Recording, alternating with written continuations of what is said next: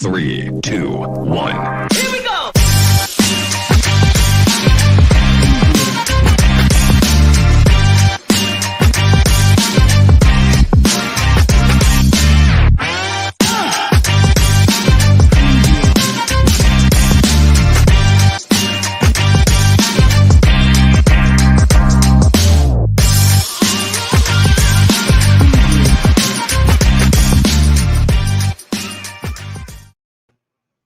Feel the music.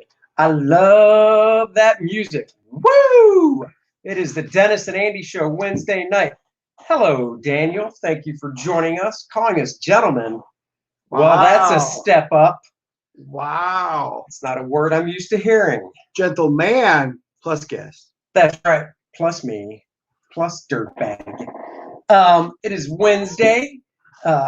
We're scheduled to have Freddie E. Williams II on for an interview.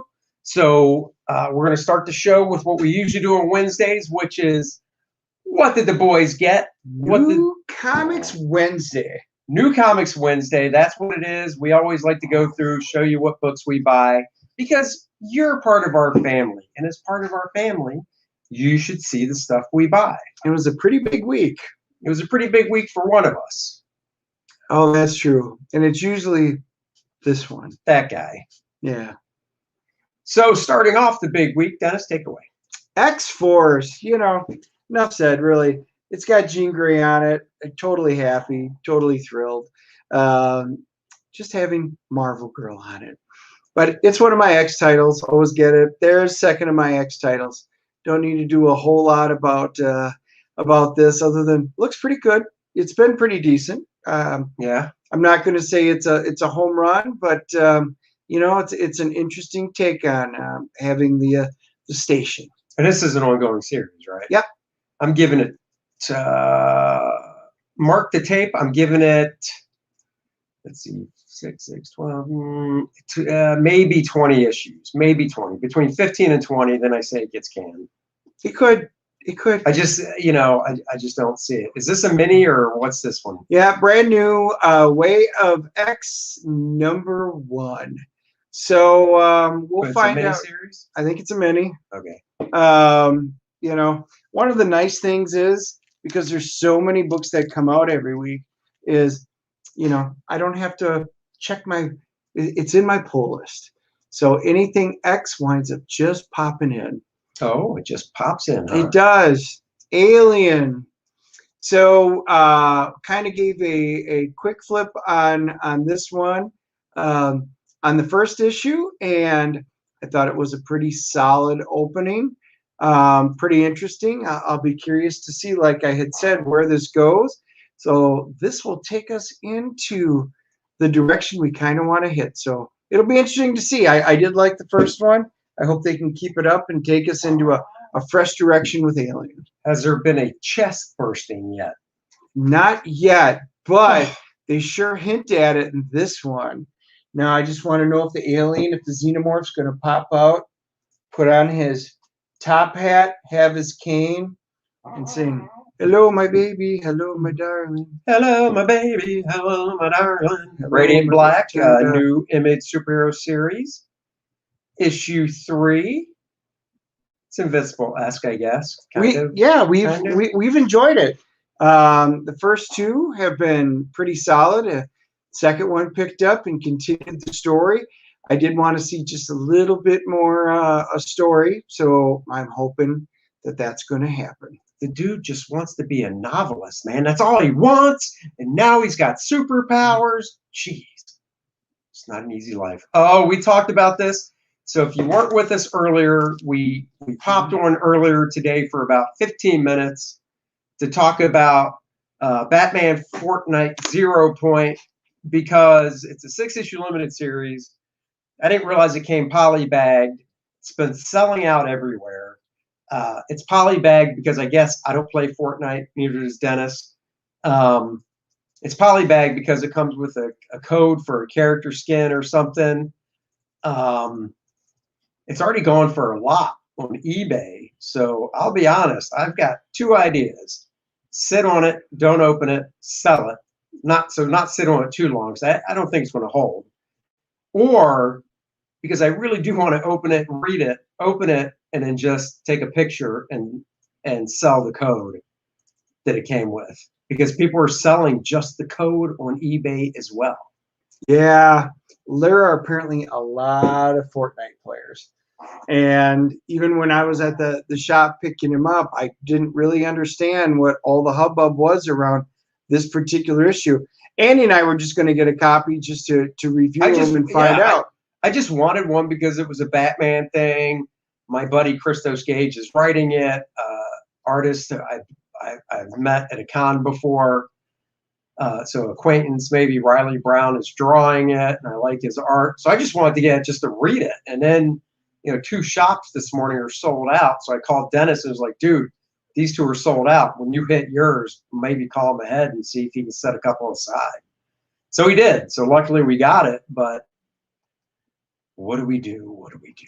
I don't know. But man, now with all this hoopla around it, I just want to know, is it a good story? I know. Because if you're literally buying it for the code, and apparently there's going to be codes in each of the 6. We thought it was just 1 and 6, but apparently the good ones are in issues 1 through 6, 1 and 6. The good codes are 1 and 6, and then 2 through 5 will just have, I don't know, generic codes.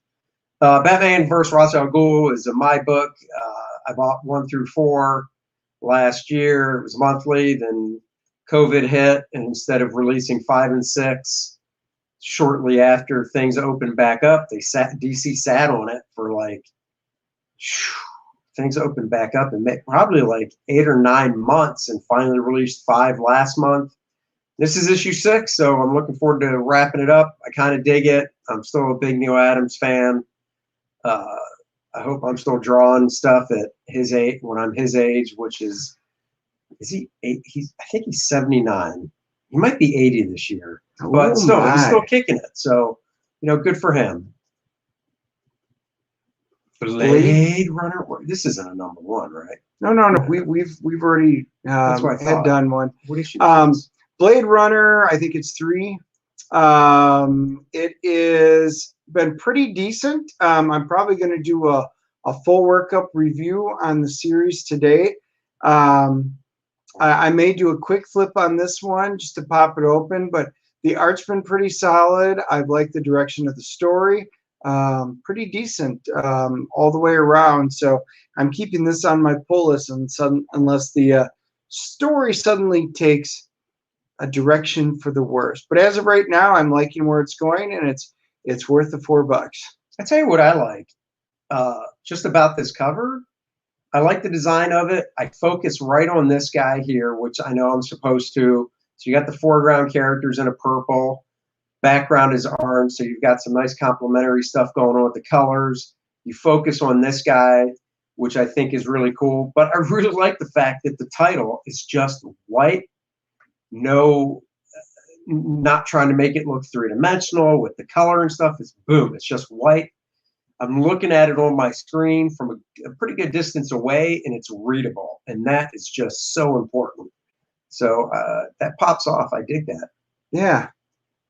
Vietnam Horror number 2. Yeah. Now, this was a fun one. So we did a full review on this in one of our episodes, but we really did it's in black and white, but it's really detailed.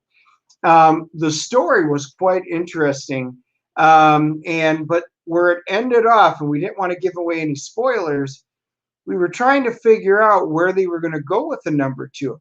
I mean, they could have left that actually alone, as it was a standalone story almost, the way it felt. Yeah, it could have went either way. But we were like, well, we know there's a number 2, so I'm very curious to find out if this is a continuation or if it's going to be another potentially standalone story. I didn't really get it.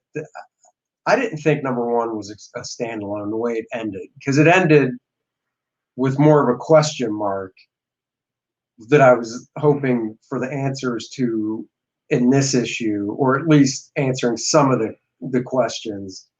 So I don't know. It's been a month since I read it, so I'm not feeling that was just a standalone. I guess I can kind of see what you're talking about, but I'll be interested to read that one. Darna, Tearna. How do you pronounce it? Tarna. Why is there 2 A's? So it gives you the sound. Tar. Got it. Yeah. The last Dracu.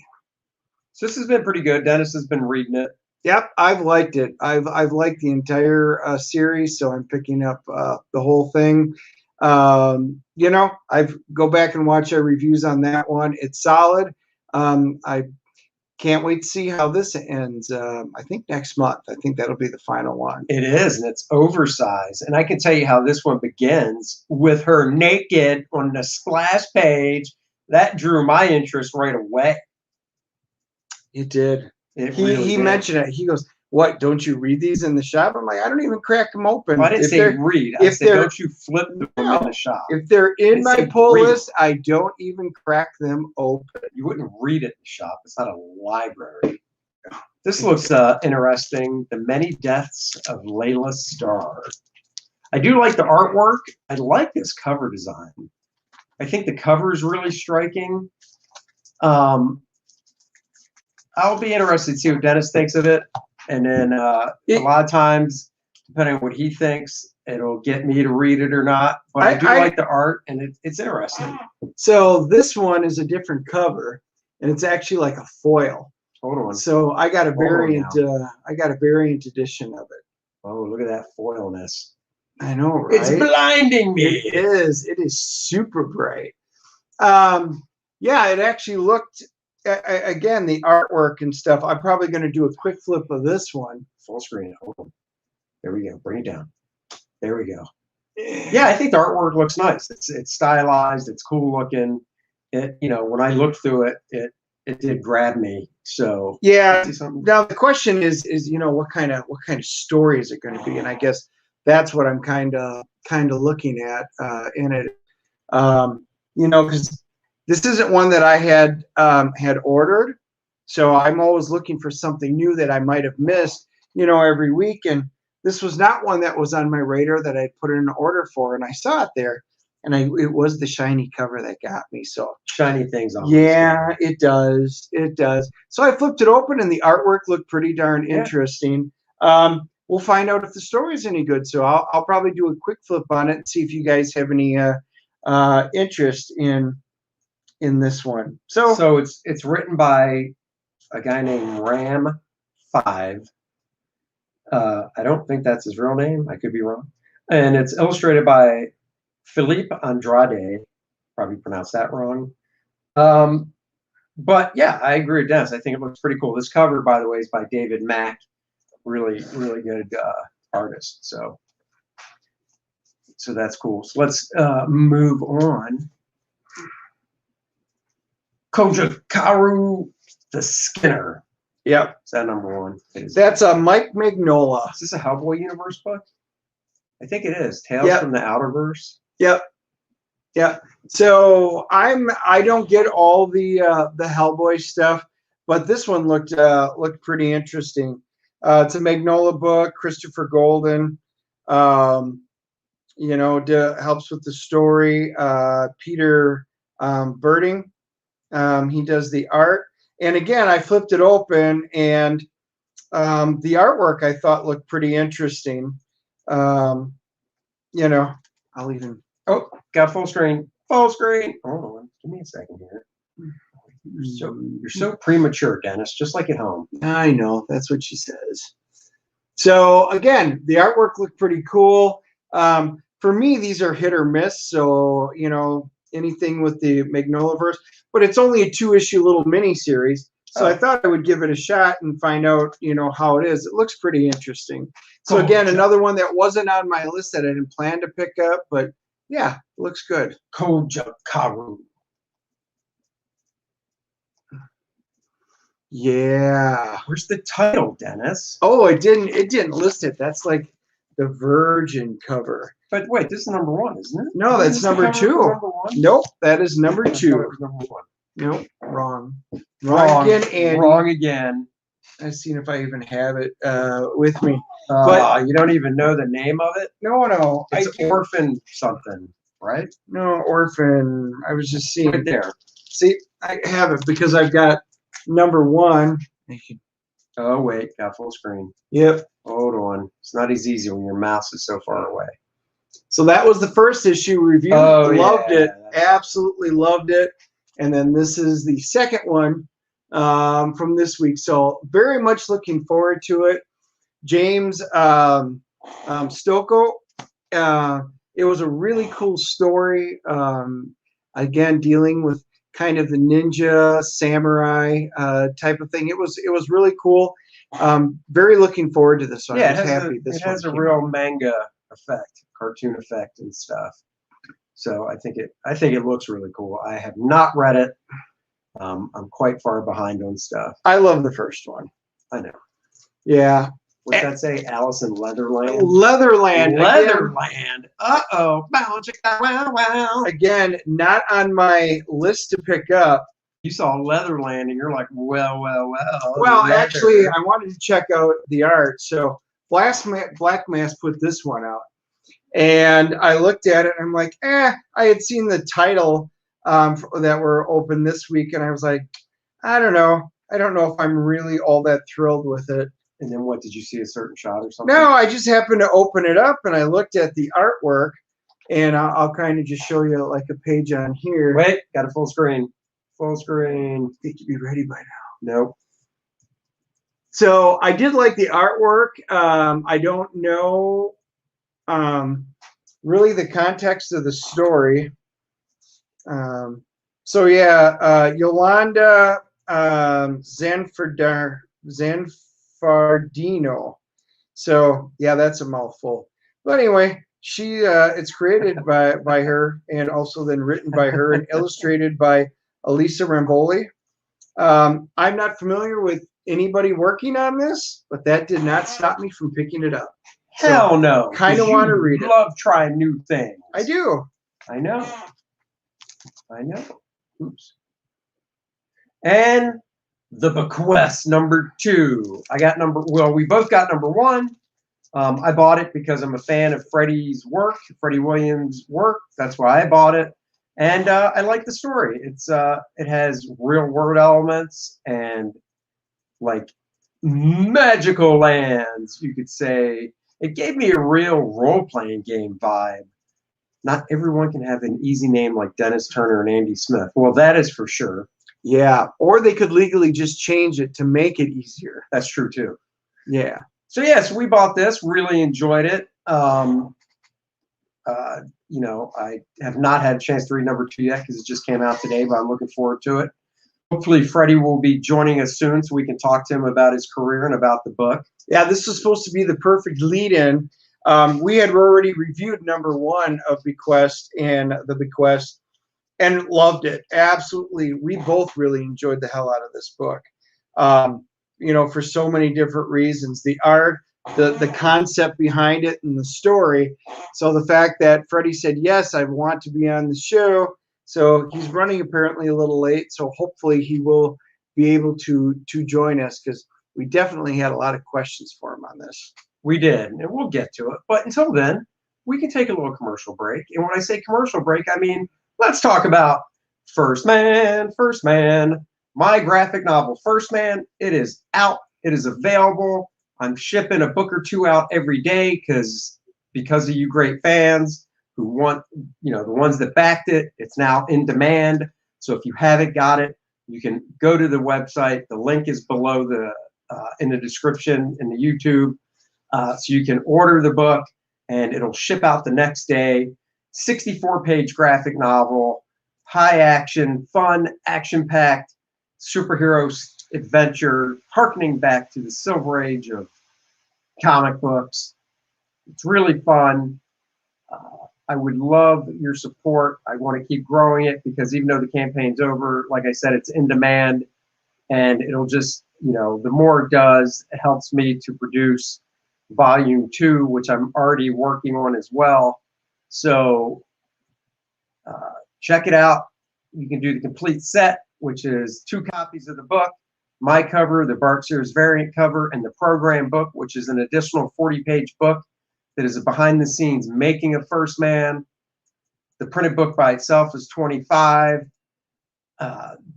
Bart's cover is $35. You can do the First Man book and program book deal, 35 and save $5. The book has bio pages of all the characters. Whoa, what are you doing? How long was that up there? Dennis is messing around, doesn't know what he's doing in StreamYard, busting up my flow. Did you see that? That was cool. If you've ever seen one of those Infinite comics, the covers. Yeah, that was it. It was in there. I just pulled an Infinite comic totally by accident, but it was cool. That's right. We rolled the mistakes. So anyhow, like I was saying, Bart, because I don't know when it happened. Bart's variant covers 35. The book and the program book are 35, saving $5. The program book is a 40-page book that has a bunch of extra stuff, page layouts, shots of First Man drawn by guest artists. I do bio pages in the main book for all the characters. There's sketch covers that are available that you can buy as well. So check it out. Please help support indie comics. It's because of fans like you that let me, make it so I'm able to do this stuff. I'm really excited. I love holding the book in my hands. So yeah, definitely check it out. I would very much appreciate that. All right, now if you want to share your screen, you can. Mm-hmm. Well, you can now.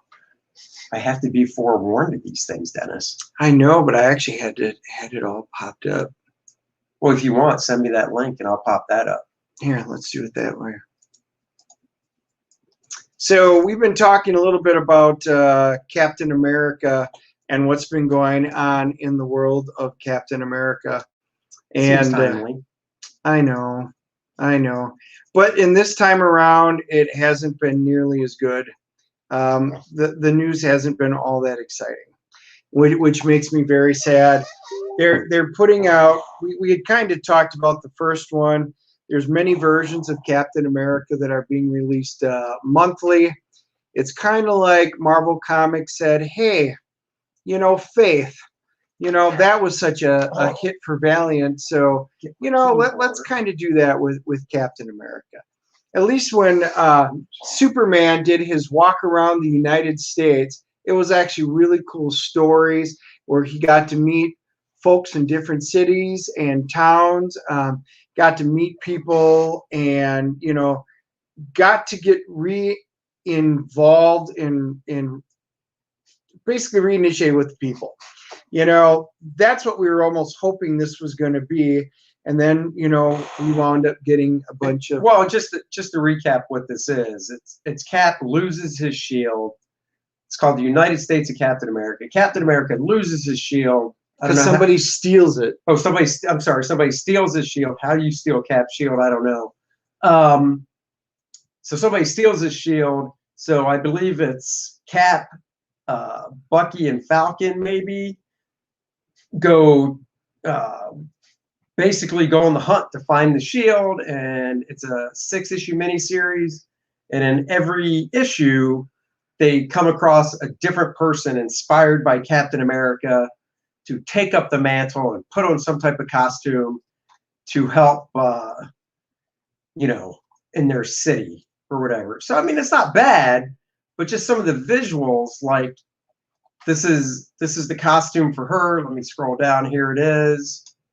I believe, I can make it bigger.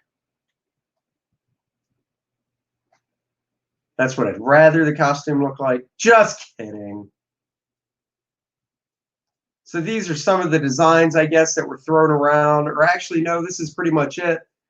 So this is the basic costume in the middle. Then she has a long coat with a red hoodie with the ears on the side. I mean, these are some nice costume designers, whoever's making these. The character's name is that Nichelle with an N?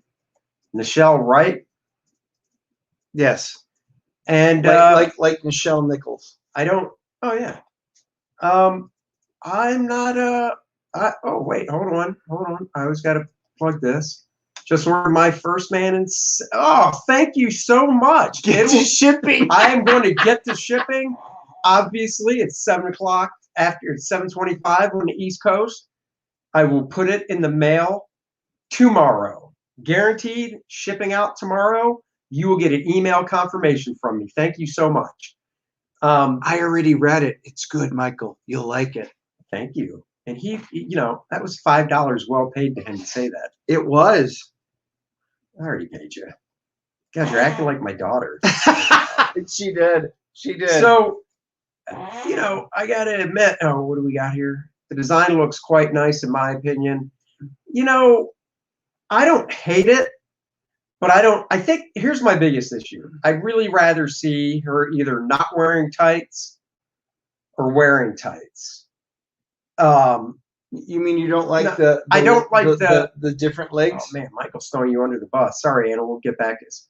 No, he's not a fibber. This one time he's actually telling the truth. So he even asked me, by the way, if I understood his ending, because it's a cool ending. And did I not get it? He got the ending. I was surprised because, I don't, he's a Packers fan, so I can't take him that seriously. Which means that we definitely are 10 IQ points above the Cowboy fans. Yes. So anyhow, I don't mind the costume. Really, the thing that bugs the crap out of me is one leg skin and one leg covered.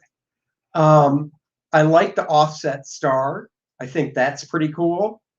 I like the red sleeves.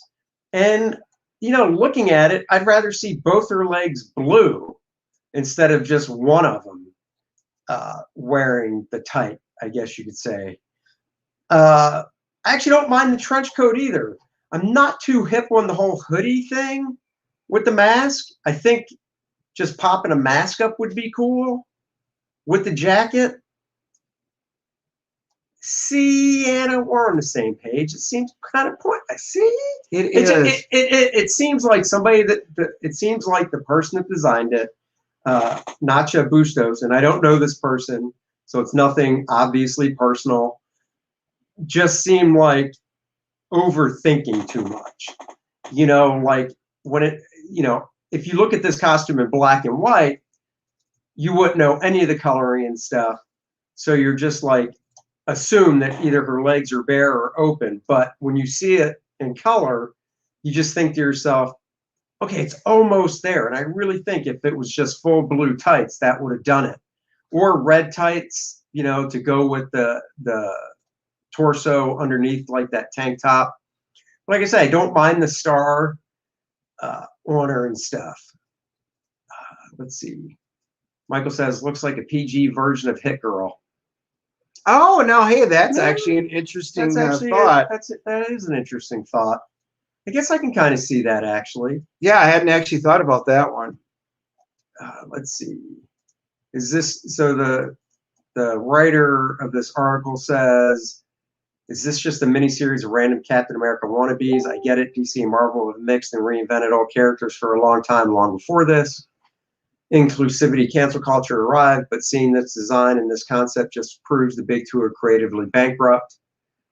Oh, here's Dennis's favorite book, X-Men's Children of the Atom, proves this point with just the cover art, as every new character was just old characters. Okay, so their tokens. Just so you know, I did read issue number 2 from last week. Oh, how was it? We will talk about it on Friday because drum roll, please. It sucked. This is going to be the deciding factor if I give up on my very first X-Men title ever, where I've not collected them all. And after the number 1, I am borderline on it. So I did sit down and read number 2. And on our Friday show, I will be discussing it and letting you know my opinions on that. Yeah, the Children of the Atom, I mean, you can go back and check out one of our earlier podcasts. We reviewed it. It's some of the worst stuff I've ever seen put out. And the writing was just wretched. The art was solid. I did enjoy the artwork, but being the fact that they postponed it for a year for consistent rewrites, this is still the stuff that we got out. So I was kind of bummed on that one. So anyway, we'll have to find out. I've never not collected any X titles, so I'll let you know. Yeah, that's the way it goes. So we got good news. Freddie's going to be joining us momentarily. I made a mistake. I told him to log on at a certain time, not realizing he is Central Time, not East Coast. Oh, Andy. Rookie mistake. Rookie. I thought that he was on the East Coast like us. So I told him, 7 o'clock. Obviously, where he's at, it's only 6:30. So he's going to be logging on very shortly to join us, and then we'll talk about his career. We'll run a little longer than we usually do. We usually go for an hour, but we'll run longer so we can, get some chatting time in with Freddie. So until he arrives, guess what I picked up today? What? Remember, Andy got his the other day. Isn't that awesome? What does that have to do with anything? What do you mean? Cowgirls? No, Michael's comment. Aren't the cowgirls? If you're talking about the famous Dallas Cowboy cheerleaders, they are on Central Time. Is that what he's talking about? No, he's talking about the way your team plays. What? Yep. I forgot. You Michael, heard me. is he a New York fan? You do remember. See, he does have a little memory. Let Yeah. me tell you something. Yeah, he's a Giant fan. Next year, you'll be crying when the NFC East is ruled by Dallas. But let's welcome Freddie to the show. Hey, Freddie. Hey. Dude, I totally messed up. That is my bad. I so thought you were Eastern and not Central. Dude, yeah, no problem. I was getting on because I was thinking I was going to try to get on even earlier than you had asked me to make sure that I had all my tech stuff figured out. And so whenever I actually went to the link, I logged in on my YouTube and I saw you guys already broadcasting. So I was like, wait, what? And then I checked Facebook and you were in like a half an hour ago. You were like, are you around? And I was like, uh-oh. So No, it's yes, sorry about that. For anybody who was waiting, and sorry if I made you guys feel like you were, stood up or whatever. That was not my goal. So I'm here. No, it's all good. It's funny. So we start the show always going through on Wednesday nights with what comics we bought, because we both still have the comic shop Wednesdays and stuff. And as you, I'm sure, know, BeQuest #2 came out today. Yeah. So we saved that one for last. Awesome. And, I have my copy as well. And yeah, thanks for thanks for picking up and thanks for having me on the show as well. Oh, definitely. Yeah, no, it's a fun book and we'll definitely get to it. But we always like to start off first things first, which is out of the gate question. Do you remember what the first comic book was you ever bought? I don't no, I mean, I had a lot of hand-me-down books whenever I was younger from some older cousins of mine, like some really old Superman stuff that I liked, but it was like even then I could tell it was dated, even though I was a little kid at the time. Sure. The first one I remember buying because it made the biggest impact on me, but I'm sure I bought other ones before this, was when I went to the convenience store when I was like 14. We'd been doing a garage sale earlier that day, and me and a couple of my friends rode our bikes up to like the Stop and Go convenience store, and I was going to buy a Slurpee or something, and instead I was looking through the spinner rack, and there was an X-Men 272, which is drawn by Jim Lee. It's part of the Extinction Agenda. Yep. There was this double page spread where all of like the X-Men, X Factor and stuff are on these inhibitor cuffs. They're all like prisoner, and they're on trial. And like that double page spread stopped me in my tracks. I was just like, whoa. And I don't know if that was the first time I saw Jim Lee's work, but it was arresting. And so I bought that instead of any snacks. There might have been like 2 issues of X-Men or something there on the rack, but I bought that. And then that started, this was like, after Jim Lee had been making his name on the X-Men, but I had just not seen it. So when I went to go try to buy back issues, they were all like $10 and $12 or something, which was like way expensive for anything I could have afforded at the time. But yeah, 272. And like the printing on those double page spreads was kind of bad. But it was unlike anything I had seen. So yeah, it stopped me in my tracks. See, I remember buying that and seeing that spread, and it took me back to the John Byrne spread in Death of Phoenix, where remember that? Wasn't that in issue 137 where it had the spread of all the X-Men when the Shi'ar popped them up. Yeah, the Death of Phoenix issue. Yeah. And that's what, the issue I'm talking about, Freddie? Actually, I don't. No, I'm familiar with some iconic John Byrne stuff. Or whenever I was in high school, my best friend's favorite artist was John Byrne, but we called him John Byrne because the E at the end. We actually thought it was you would actually pronounce the E. But no, I'm not familiar with that. But we called it for like 4 years. We called him Bernie, like Bernie Sanders, right. Kind of a John Bernie, Oh, you got to. It's issue 137 where they kill Phoenix, and there's a 2-page spread right in the beginning of the book because the Shi'ar basically transported all the X-Men up into space, and it's all the X-Men lined up, almost like that Jim Lee one. Mm-hmm. And not as many characters, but that's what it reminded me of. So, yeah. What do you think that Jim Lee? Because I know Jim Lee's a big fan of John Byrne. Do you think he was homaging that, or obviously there's a lot of tropes that John Byrne either invented or popularized, but. The funny thing is, I remember seeing that, the 170 or 272 one, and really thinking to myself, this is so Byrne-esque, the camera angle and stuff. Yeah. It really wouldn't surprise me if he did. Mm-hmm. But yeah, I loved all that X-Men stuff. I actually just got.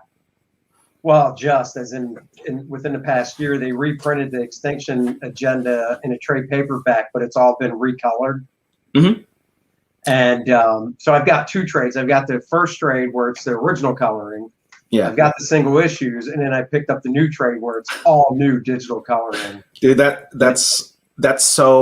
multiple bites at the same apple is exactly what that totally describes me. I have almost all of Jim Lee's X-Men probably 5 or 6 times. It's like the original comics, the trade where the coloring was bad, but they try to replicate the same plates and stuff. And then the Thomas Mason recoloring.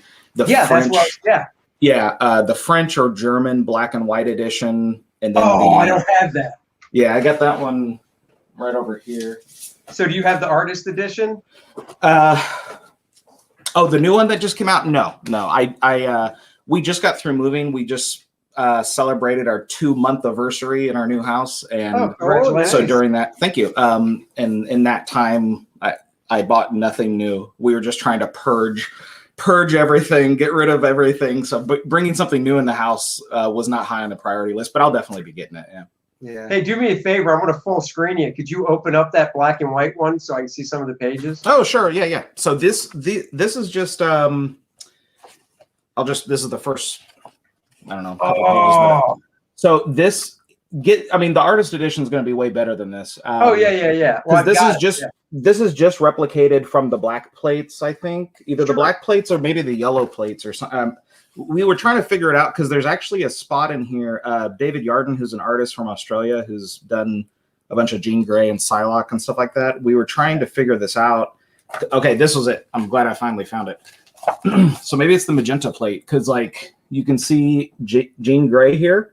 Her hair is blacked out. Yeah, and so we deduced because obviously that's not what he intended, not what Jim Lee and Scott Williams did. So there's something that might be the magenta plate or something that they reproduced from. But it's a beautiful book. It's just not in English, but I don't care about that. I was going to say, is that Panini? Yeah, it is. Okay, because I've got the black and white House of M Olivier Coipel book. The House of M, what was that? It's the House of M book by the artist Olivier Coipel. Oh yeah. Or how I used to pronounce it, Oliver Coipel, like just the worst pronunciation that could be Oliver. I know. I know. Dude, there are so many books that we'll talk about on this show or review, and it's like every one, I'm just like, are you serious? I can't pronounce that name. And I'm always like, all right, guys, I'm going to butcher this. And I inevitably do. And I'm just like, oh. Yeah. But eventually we talk to them. They tell us properly how to pronounce it. And then we remember it for at least one episode. Yeah, well, it's easy to just fall back into the old, to the way you've been pronouncing it for years. Or like, I think you and I spoke about Travis Charest when we were at that convention, the Lubbock show. Yeah. And, I believe it's pronounced Charest, But That's since what I've heard. the first time that I saw his name, I was like, it's Travis Charist, like with Same the here. hardest consonants on it as possible. And Sheree, Share, I don't know. Oh, I'm sorry. That's my alarm to get on. No, So I'm early and late at the same time. there I you guess. go. You're not Sorry. late. That's me. Mine was always Art Thiebert. I Yeah, didn't want that's to how I throw him under the bus, but I've known Art for years, so we had him on a few weeks ago, and I joked with him. I said, "Now you know it's Tabert," and he goes, "What? It's not Thiebert or Thiebert?" I said, "No." Yeah, I thought it was. I thought the fancy pronunciation, so that must be the correct, would be Thibert. That's what I thought it was. But I thought it was like a French name. But yeah, it's T-Bear, which, Yeah. I mean, I only know that because I watched some of his YouTube stuff. I've never even met Art in real life or anything. But Well, he'll sign stuff T dash, and then he writes out the word bear. Yes. So he'll sign stuff that I'll be honest. Like I said, I first met Art, probably 24, 25 years ago. And no, not that long, probably 23. Yeah, whatever. And for the longest time, I thought it was the Thiebert as well until somebody pronounced it. And I was just like Dennis. I was like, oh, really? Glad I never called him by his last name. yeah, I didn't have that gumption. So meeting him face to face and correcting him on his own pronunciation. Exactly. So if you're a Jim Lee fan on that, I just picked up. I just did 2 quick quick flips through on our channel. It's the Jim Lee Double XL volume, so it literally stands about this tall, and it reprints like the Lady Mandarin stuff, 268, 269, which is the Captain America stuff, some of the Savage Land stuff, and then the beginning of his, I think, like X-Men run, like 1, 2, 3. It's actually really, really cool. It's a gorgeous book. Like, I've seen it before, and we were at a con over the weekend in South Carolina. And it's like Dennis said, it's bigger than an artist edition. Yeah. It's over 200 pages. It reprints 15 issues of Jim's stuff. Yeah, it's all the original coloring. What's it? Oh, okay. That's what I was about to ask you. For some reason, I thought, because I think I've seen people talking about that online, where they would put another book on top of it to show you how insanely large it was. Right. Huge. So I've got the artist edition because I did one video of that. So when I did this one, I actually set it in my lap, and then I put the artist edition, just to compare the 2 sizes. And everybody knows how big the artist edition is, but it's the exact same size. They did a Fantastic Four one, I think it was last year, and it's the identical size of that. And they're just massive. But I mean, you get to see the detail. It's just fabulous. Now, some of the art, when the color comes over, things don't always quite show up right, kind of like what you did, and the shading might be off on like the shade underneath Magneto's visor and stuff. But all in all, it is just it's absolutely wonderful. Yeah, that's awesome. Yeah, that's another thing that would be on the list. That'll be on my Christmas list. The artist edition and the what is it called? The triple X or something like XXX? Yeah, double XL. 2XL. 2XL. Okay. Yeah, I guess if it was 3X's, that'd be a whole nother book. So I probably shouldn't be searching for that. Jim Lee XXX. Yeah, probably not. So let's track, Freddie, with your what do you call it? What made you want to draw comics? Your origin story. Yeah, we like to say, what is your origin story? What I assume that Jim Lee book, like you said, you were like blown away by it. Yeah. That was one of the books that got me, that gripped me or hooked me. Before that, I was always a kid who I have 2 older cousins that did art type stuff. Like, they would draw your name in a cool fiery font, and they showed me how to do that with different color markers. And, I was always, I don't know, predisposed to wanting to draw or do something like that creatively. But yeah, right before I saw X-Men 272, the high school, the junior high that I went to was right next to a public library. So I almost called it the school's library, but it's not. It was almost on the same piece of property. Anyway, I went to that and I saw a book. It was a collected edition of Elf Quest, book 3, and it's like the all blue cover by Wendy Penny, who is fantastic and I think way ahead of her time. Her inking was really the only thing that I feel it feels a little dated now. But if you look at it now, her style, or if you saw her pencils or whatever, it feels even contemporary now, I think, because she was influenced by Disney and manga and an American sensibility way back in the 70s. So, but whenever I saw that book, it was also arresting. The story was awesome as well, and it was very gripping, and I wasn't used to seeing the size and shape was like very squared. It was almost like you were looking at a stack of like 8.5 by 11 pieces of paper. Like that was the proportion. And in the back, like they were in the collected edition, like the extra section, they were saying how they just didn't know how logos worked, that you could get a logo that was, that you could just cut out and stick on. So they would redraw it every time. It was like the behind the scenes stuff was also like really investing or interesting to me. So those two books I credit with making me want to draw professionally. And then, and if you just oddly, like if you look, I think if you made a mathematical equation for what Jim Lee's art style is, and then what Wendy Penny's art style is, and you added them or averaged them out, you would get Arthur Adams. Like that, in my mind, that makes sense to me. And of course, I'm a huge fan of Arthur Adams as well. But anyway, those two books made me want to draw. And recently I've actually been going through a bunch of old archives of my artwork where I'm separating it by years. And then I'm not sure exactly what I'm going to do, but I like have them all digitized and have them in folders and stuff.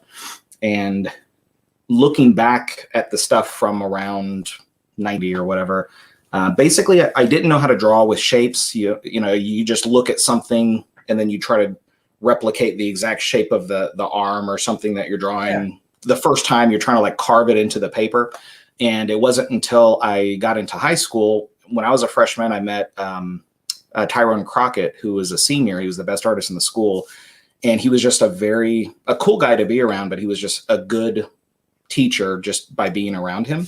And he knew how to draw with shapes from How to Draw Comics the Marvel Way. So he like lent me that book, and then I got one of my own. And then just being around him and seeing, it's like we were looking at each other's work and critiquing and stuff. So he was more teaching me, but we would just bounce stuff back and forth.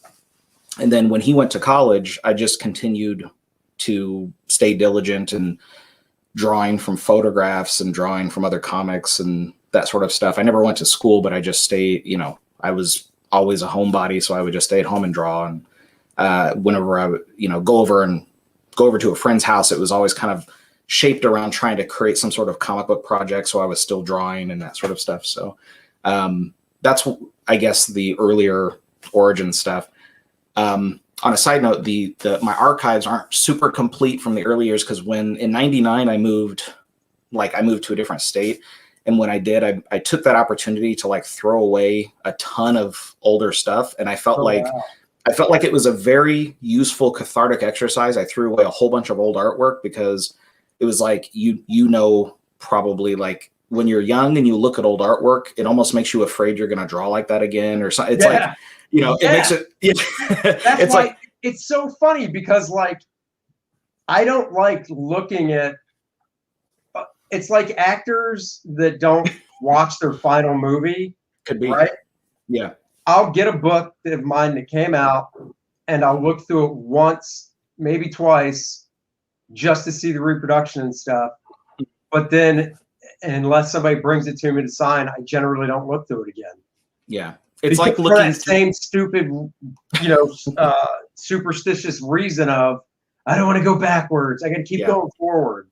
Yeah. I feel like now I can look at, looking at this old high school stuff. I mean, some of it's like just terrible, but I don't feel as, I don't know. Before I felt almost like so embarrassed that I didn't want it to exist on the planet. That's how I felt previously. And now I just feel like it's okay for this to exist as long as no one else sees it. It's okay for it to be in my house and in my archives. But I threw away like a big copy box full of stuff. Yeah, it was a lot. So I wish that I hadn't done that now. But at the time it felt like empowering. Like I'm just I'm letting go of this. So, but anyway, I think the oldest drawing that I have now, I have one from 1987, and then it jumps ahead to like 1992 and after that I have an okay amount through about 95, and then after that I kept everything for the most part. Here we got a question from someone for, I guess, both of us. Did you receive any pushback from friends, family, in trying to chase your artistic dreams? I mean, I can answer that real quick. Yeah.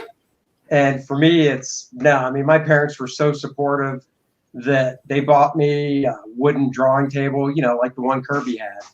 Old school wooden table in the 80s. The same model? Like the same type of model with the little pivoting thing at the bottom and stuff? Yeah. Wow. That's awesome. They bought, well, I mean, you know, I grew up, I'm a little older than you. So in the 80s, that was, you know, there wasn't really the Formica, I guess, white ones that you see now, you know, with the black metal legs. Mm-hmm. So yeah, they bought me one of those wooden tables, and we had an extra room in the house, and they set it up in there for me. And it was funny because when people would come over, they were like, "Oh, this isn't yours. This has got to be your dad's office." I was like, "No, this is my area and my room and stuff." So my parents were really supportive, and you know, my parents' attitude with any type of school after high school was, "We'll take care of it once." So in other words, if I went to art school, so I went to art school, you know, I went to the Kubert school. Yeah, Kubert. But let's say I graduated, and 2 years later I was like, I don't want to do this. I'm going to go back to school. My parents would have been like, we did it once. You want to go back to school, you pay for it. Yeah. You know, so that was their basic gist. So yeah, it was all good for me. What about you? I wish I had lived near you. I wish we could have hung out when I was, you know, when we were both adolescents and stuff. My father was never in the picture. I met him like maybe 3 or 4 times in my life. My mom was like passively supportive in that she didn't object. I think it was because it was an inexpensive hobby that kept me out of trouble, because I was quiet and in my room and just drawing.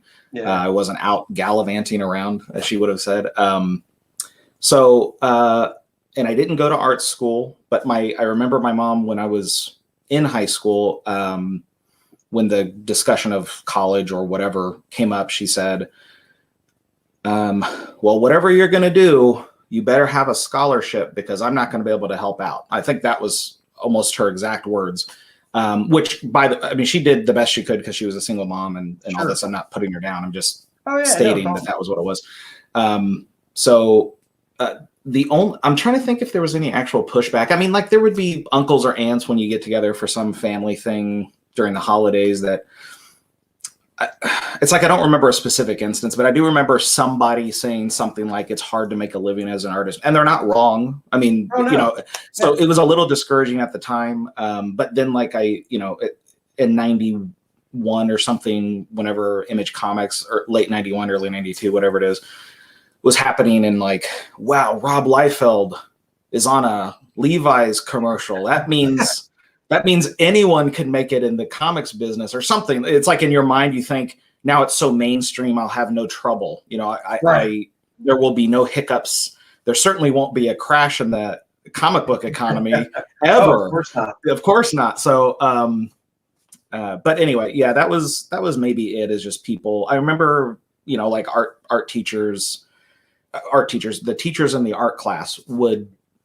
discourage me from drawing comics in lieu of drawing real art. That came up a few times, but that's probably it.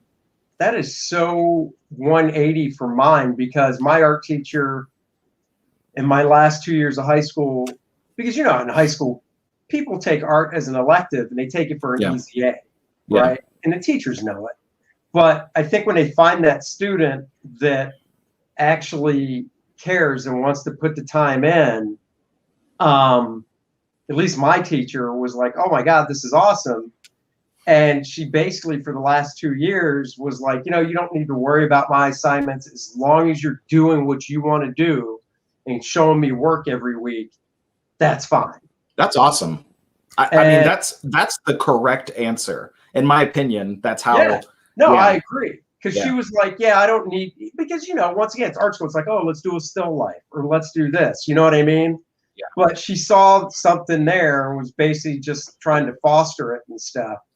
You know, when it came to relatives, I mean, I had an aunt and uncle that lived in town, and my mom's parents lived in town. I had no idea. I to this day I have no idea if they ever said anything to my parents, like, Yeah. are you sure you should be? I have no clue. If they did, they never told me. Yeah. So my older sister, who she helped to raise me, and we were we're still close, but we were super close back whenever I was younger. She was supportive in that she would look over my shoulder and give me feedback on, she's not an artist, but she would just, it's like she has a very like a forward personality. And because there was such a trusting dynamic between the two of us, if something didn't look right, she would just tell me. And I, other than feeling sensitive because I just spent 10 hours drawing this thing or something, it was a very valuable resource to have another set of eyes to say, this character doesn't look natural, or that cloth looks weird, or just whatever it was. So in a way, she was like an editor kind of looking over my shoulder, which was great. And then I have an aunt who, before computer typography was a thing, she did some sort of typesetting thing.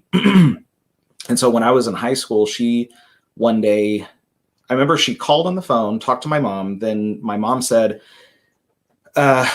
hey, do you want some repeatiographs and stuff? And I was like, yeah, because I mean, those are expensive and I didn't have the money to buy them. And so my aunt brought over this big box full of stuff, that some of which I still have, like this ultrasonic repeatiograph cleaner that I still have, and it's like super dark yellow and all this stuff that like vibrates the sort of India ink out of it. And that was really cool. That was, I mean, it was like a bunch of non-photo blue pencils and paper that I couldn't actually use to draw. It would still bleed and stuff, but it was like pre-press board with this blue grid on it.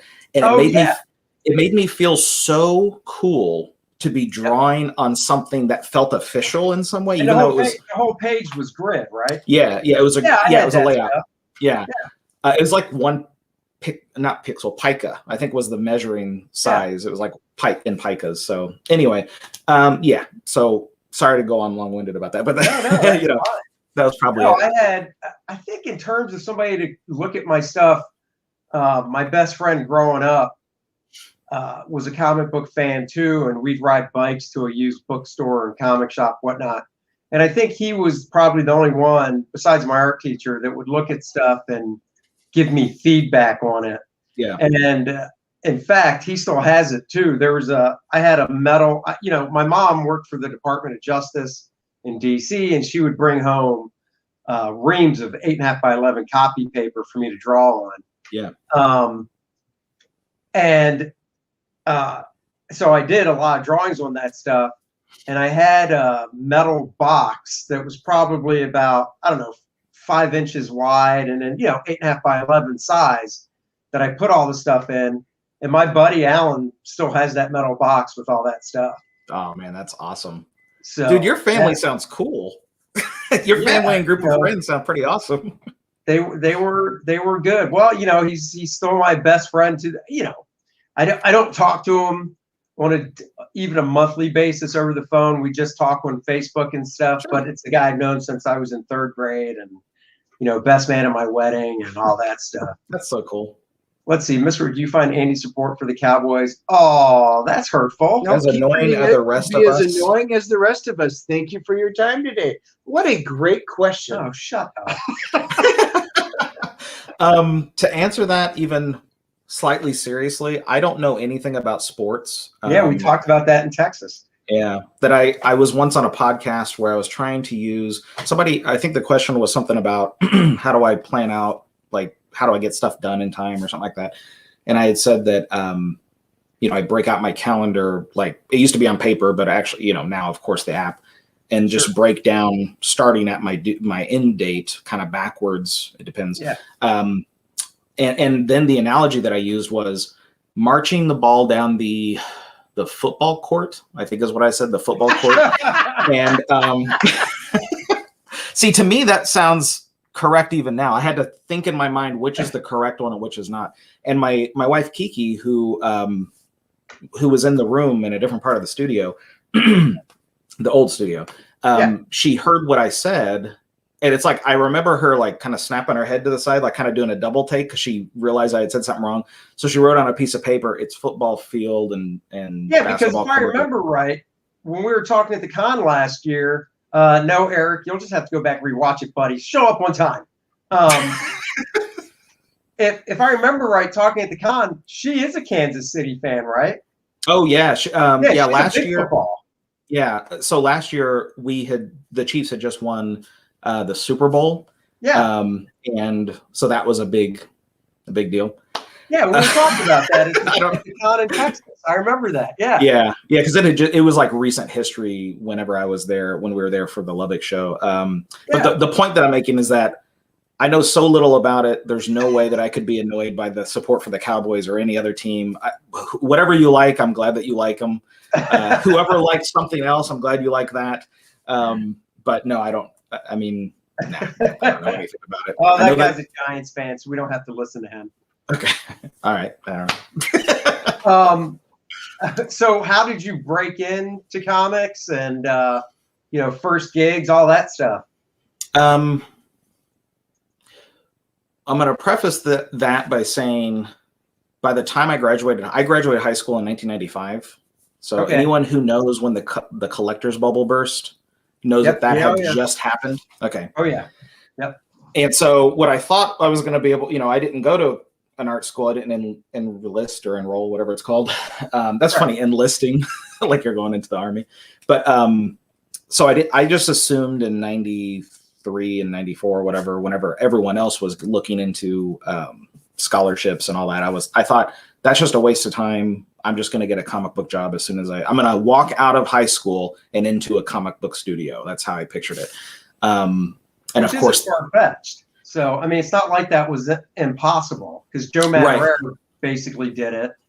And but Joe Mad's way better than me, especially. All I'm saying is there was a handful of people that actually did that. It wasn't an impossible thought at the time, and I certainly didn't know as a dumb kid in Kansas. I didn't know that there was a collector's bubble, and I didn't know that it was going to burst by then. But I didn't hear about it until it had already burst or was bursting, and I went to a convention and spoke. I was showing my portfolio to a bunch of people, including Larry Stroman. He was the one who told me. Oh, cool. I don't know Larry Stroman. I've never had any conversation outside this one with him, but he said something along the lines of, here's some positives and negatives, and then he said something like, keep it up, just keep trying. And ever since the bubble burst, it's been hard even for like regular professionals to even who have like established careers to keep work and stuff.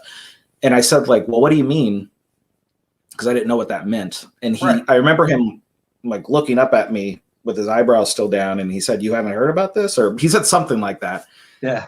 And then he explained to me how all the sales are down, whatever. So, okay. So that felt like, oh my God, like, are comic books just going to become extinct? And I've just not wasted, but like, have I just gone down a dead end, basically, and have invested all my momentum down this dead end? So I ended up having a bunch of jobs like at Subway and the Turnpike, and working maintenance at like retirement centers and stuff. But eventually I got really lucky that I got a job at Hallmark Cards. Usually Hallmark Cards needed like a college degree to work there. So I'm not talking about working at like the warehouse or manufacturing. This is actually as a production artist, which is different than what PAs do in a lot of other places. It's like you're kind of like a designer, but you also did this job called finishing, which is pre-press and stuff. So you did this whole array of stuff. And that was at that point. Was it computer at that point? Yeah, I was. The reason that I was able to get in was because even though I didn't have a college degree, they, meaning Hallmark, was looking to hire like 180 production artists. That they were basically, the description was like a universal artist who could do redesign in Photoshop and then also do pre-press and stuff using Illustrator, and then eventually Quark was what they were using as their final output at the end at that time. And since I had those skills, it didn't matter that I didn't have the degree and stuff. So when I came in, it was very awkward, actually. We were on the 6th floor, and there was this like area of a bunch of cubicles where people artists who'd already were already working on Hallmark who didn't have digital skills were on transition, was what they were called. So they either had to like find a place at Hallmark or be transitioned out of the company. And our training area was right next door. So there was like this group of cubicles of transition people, and then the new hires right next to them. So it's like, I can just imagine how they felt, which was like, they've just hired all these new artists and we're all just being kicked out. That's probably how they felt. And this was in the year 2000. Okay. So that's when I got hired there.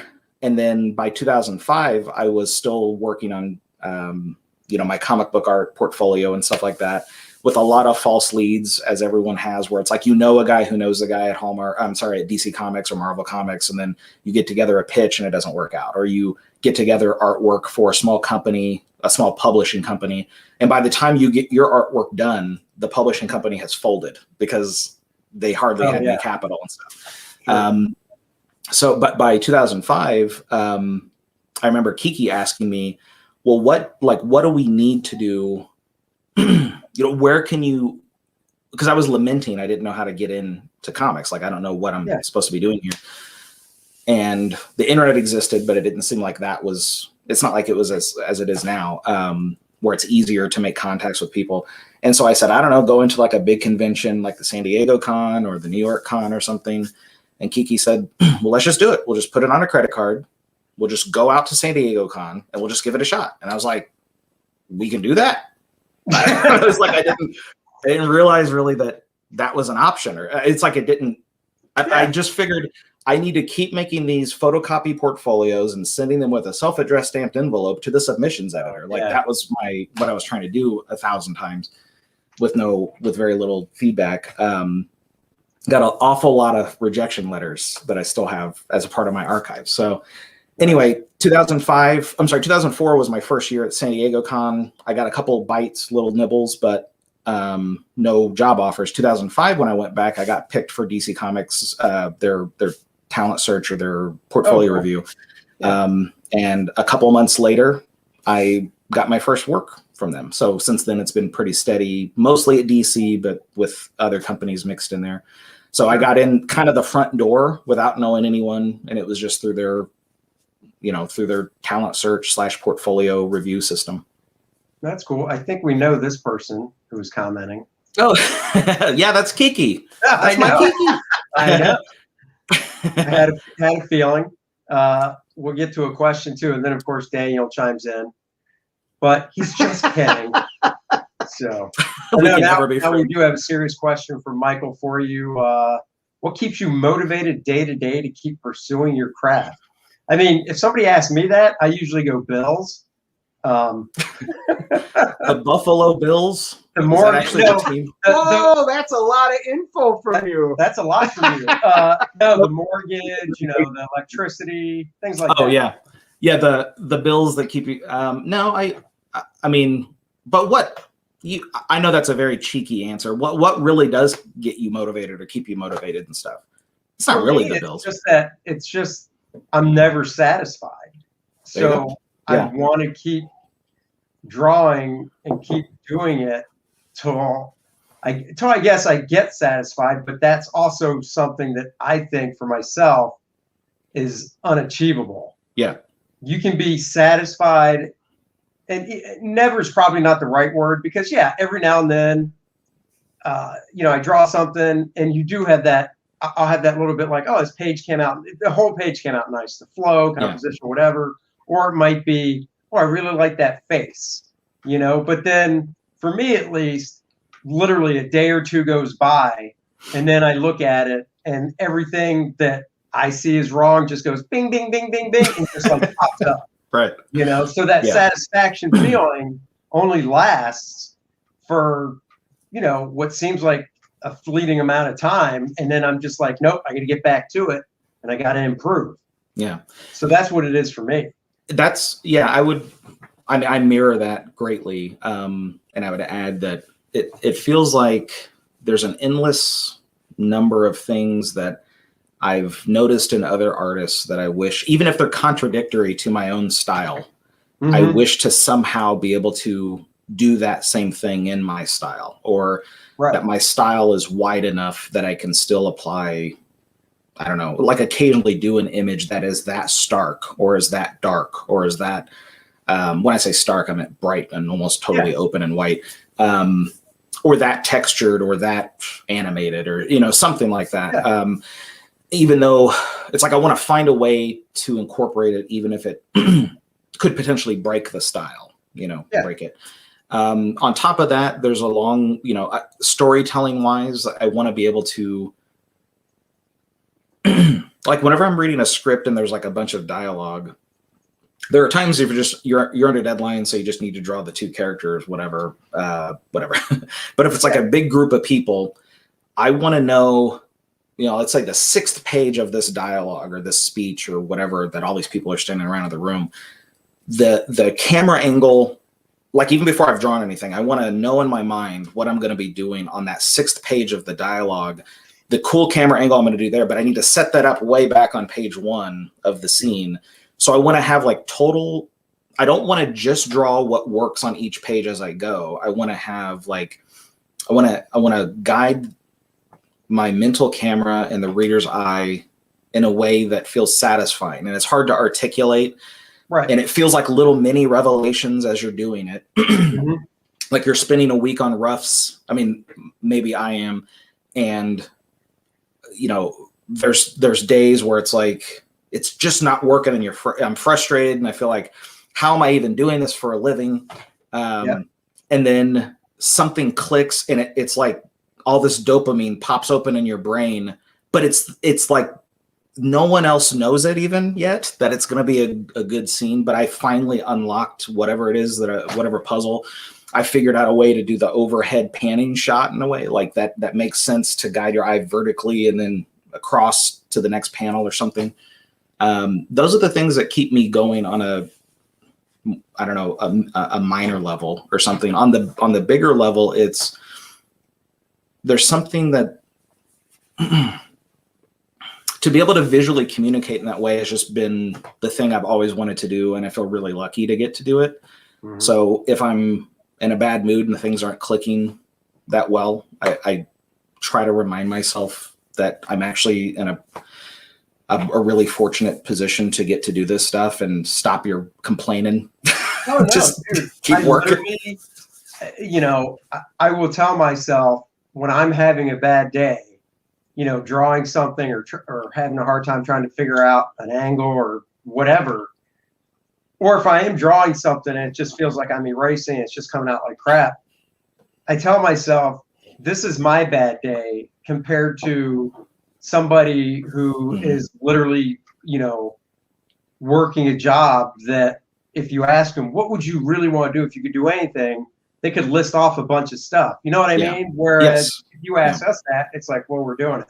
Yeah. You know? So I totally understand that. And, you know, also little stuff like trying to find the perfect line. Like I know, you know exactly what I mean. You find the nice piece of paper on a day that there's low humidity, and then you find the correct amount of ink or ink and brush combo.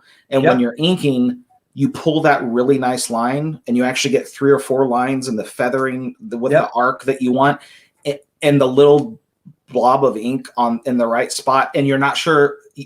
It's like you want to replicate that all the time and you can't always, but you hit it there and you're like, there's something in you that's like, like it feels like you've succeeded in such a big way, even though it's very small and most people probably wouldn't recognize it. There's a bunch of little stuff like that along the way. I think that are like little rewards.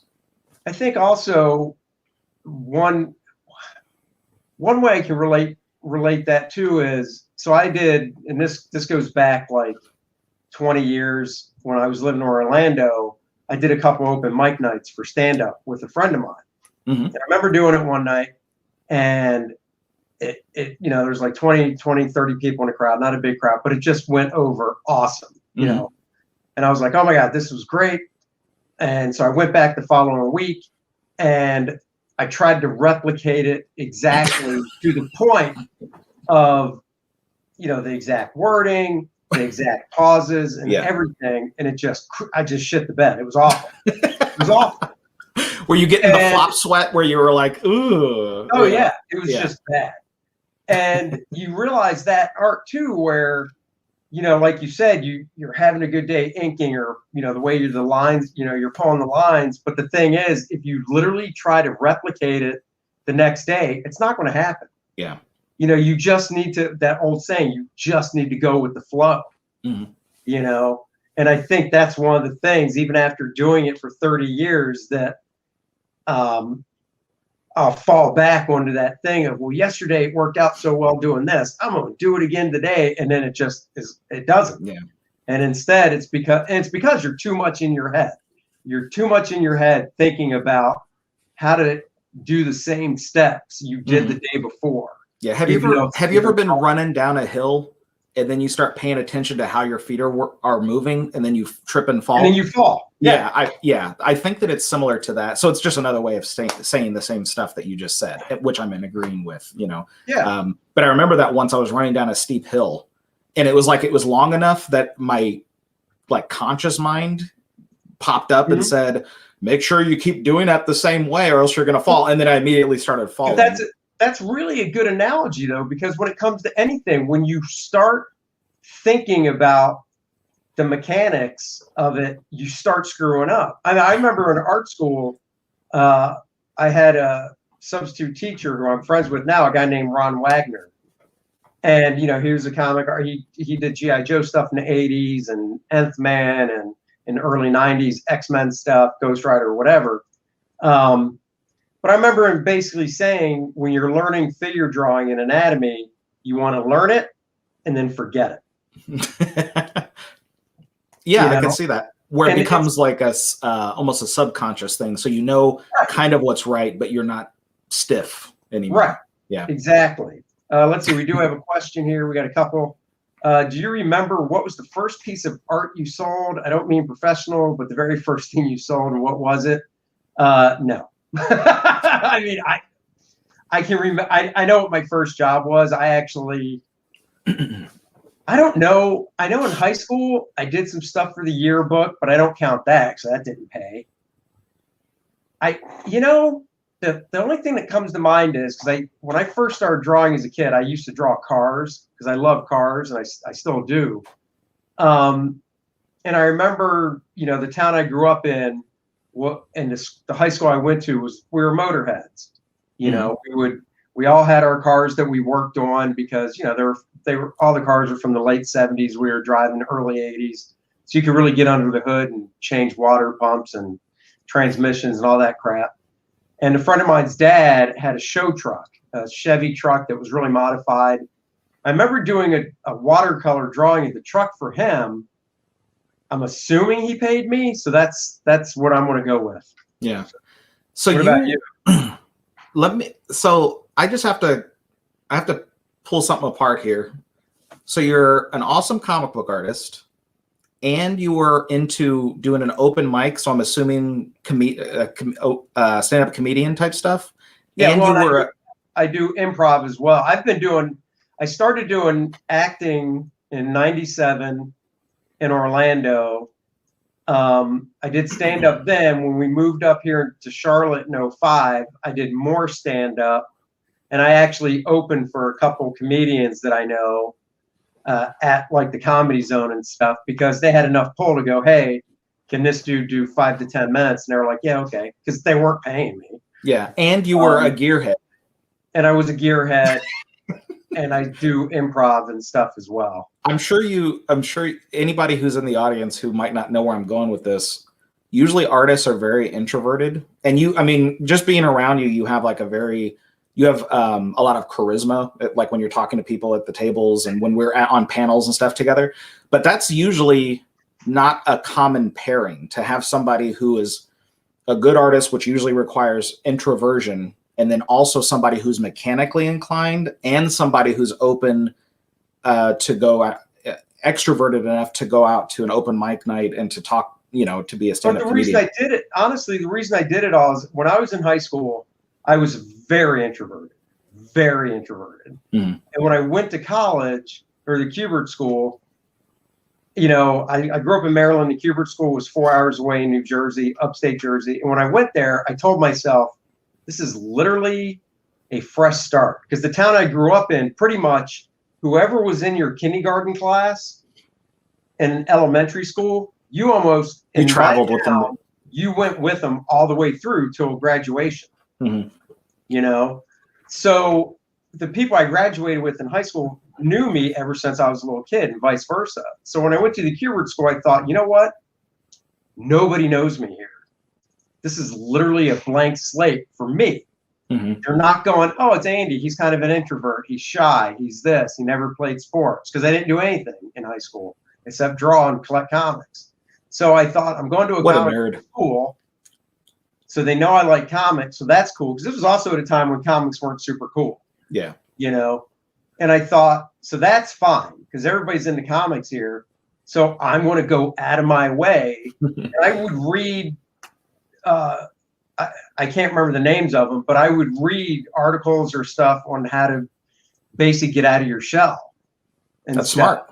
That's smart. And one of the reasons I took up improv in 2005 and dumped stand-up is there's a saying with stand-up comics and improvisers, and it's basically doing improvised comedy, there's no homework.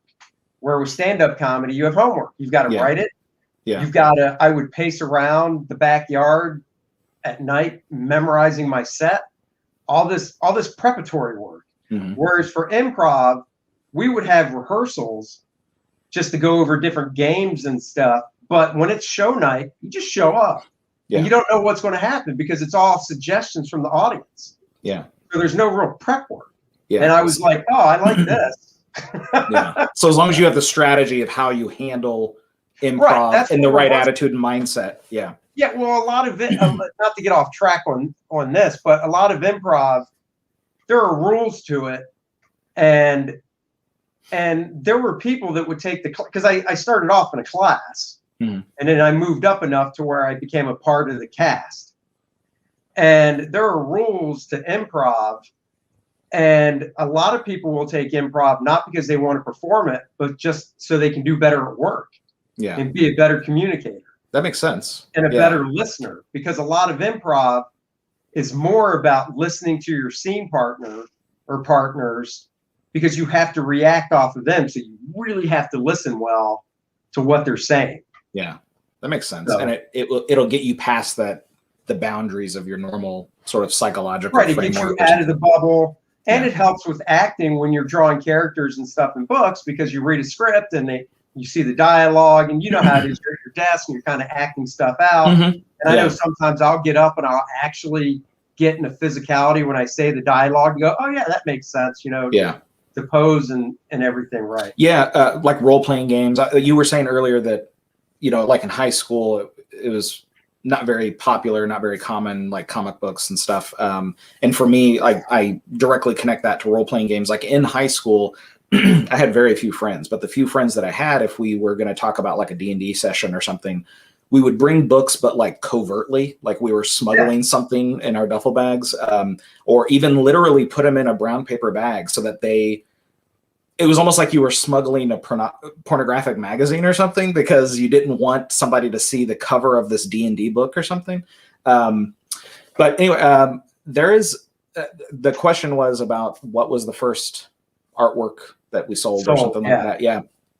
And I could actually so I was in a University of Chicago study for the adolescents. I was in Kansas, but somebody like 3 or 4 people from Chicago, the University of Chicago, came to Washington High School, which is where I went. And they, like, for a week long, we had this, like a watch or something that had a random timer on it. And throughout the day, it would just beep, beep, beep. And you were supposed to stop what you were doing and fill out this form about what you were doing, how you were thinking, what you were feeling, all this stuff, because it was supposed to, I don't know, somehow help with their studies or whatever. So if we could track down that research, I could tell you who the artwork was for, how much I got paid. I think it was like $10, and what year and day and stuff like that. Because there was a substitute teacher who came in who was not connected to this study, but she was there at Washington High School. She saw that she thought that I was a good artist or something, and she needed some signs made for a family gathering that was like that weekend or something. And I remember that I had to draw these signs on big pieces of poster board. She came to my house just briefly, long enough to pick it up and pay me. It was like for a family reunion or something like that. But I could actually, if I had the access to that research, I could tell you all the details. I just don't have access to it. But it was like in 1994, 1995, something like that. And I think I got paid $20 or $25 for 2 or 3 big signs. It was just like for wording, but I had to draw kind of like calligraphy, but a little bit 3-dimensional or something. So yeah. Here's a funny story about how you said hiding stuff. Yeah. Jim Starlin, I went to dinner one night with a bunch of guys, but 2 of them were Jim Starlin and Al Milgrom. And Jim and Al Milgrom went to high school together. Mm-hmm. And I guess Jim was, and this is back in late 60s, early 70s, I guess. And Jim and Al were both into comic books. But I remember Jim saying that Al would come up to him in the hallway with like the latest issue or whatever, be like, Jim, look him out. And Jim would be like, dude, yeah. Shh, be quiet. I got friends, man. Come on. Because Jim was like the cool cat and Al wasn't. And he was like, come on, Al. Leave it for after school, man. Yeah, there was a guy in our group, our role-playing group, who I'm not going to say his name in case he ever says this or whatever, but he once said we were playing a Marvel role-playing game, and the campaign had the Celestials and the Centurions or whatever for Marvel, and one time we were at a grocery store and he yelled, he was just trying to be funny, but he yelled something like, the Centurions are coming, or he said something like that. And it felt like, dude, you're going to blow our cover is how it felt, like, what are you doing? Yeah. Yeah. And just this grocery store, like everyone's going to realize we were closet geeks, So you're talking like the old Marvel superhero games with Unearthly. Yeah, Amazing. phase rip and the column shifts. Yeah. Oh yes, the column shift. He's the gamer. So I'm not. He is. I've been playing Dungeons and Dragons since about '84. Then it went to advanced. My parents. You're talking about support. They were like, for Christmas, I got the red box for Dungeons and Dragons, and I was like, oh, you even had to color in your own dice with the dice that was provided.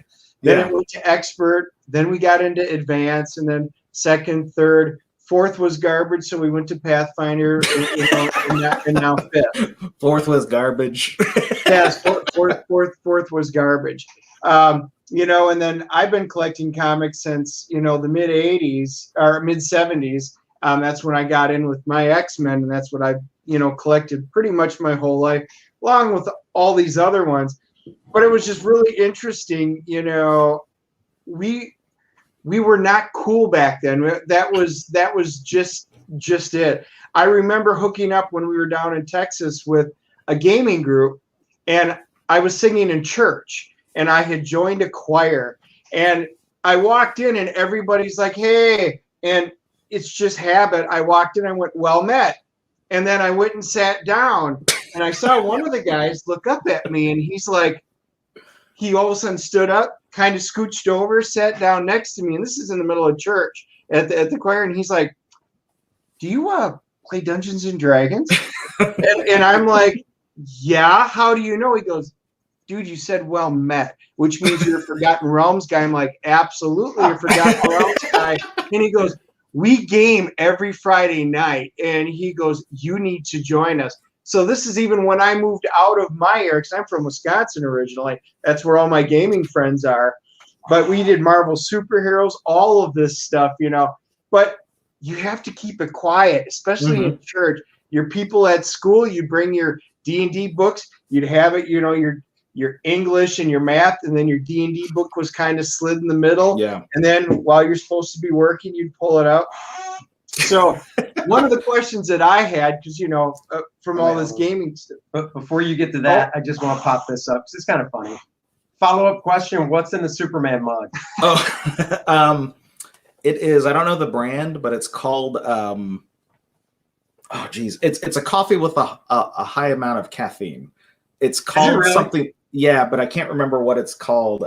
Kiki just got it, and it doesn't taste too bad. It's a little bitter, but I'm okay with that. And I didn't get a whole lot of sleep last night, so I'm just wanting to be not zoning out whenever, because like today I've just been in a different dimension. I don't know. So I wanted to be more engaged. So I think it's called it's not called Suicide Coffee, but it's something like that. I'm not sure.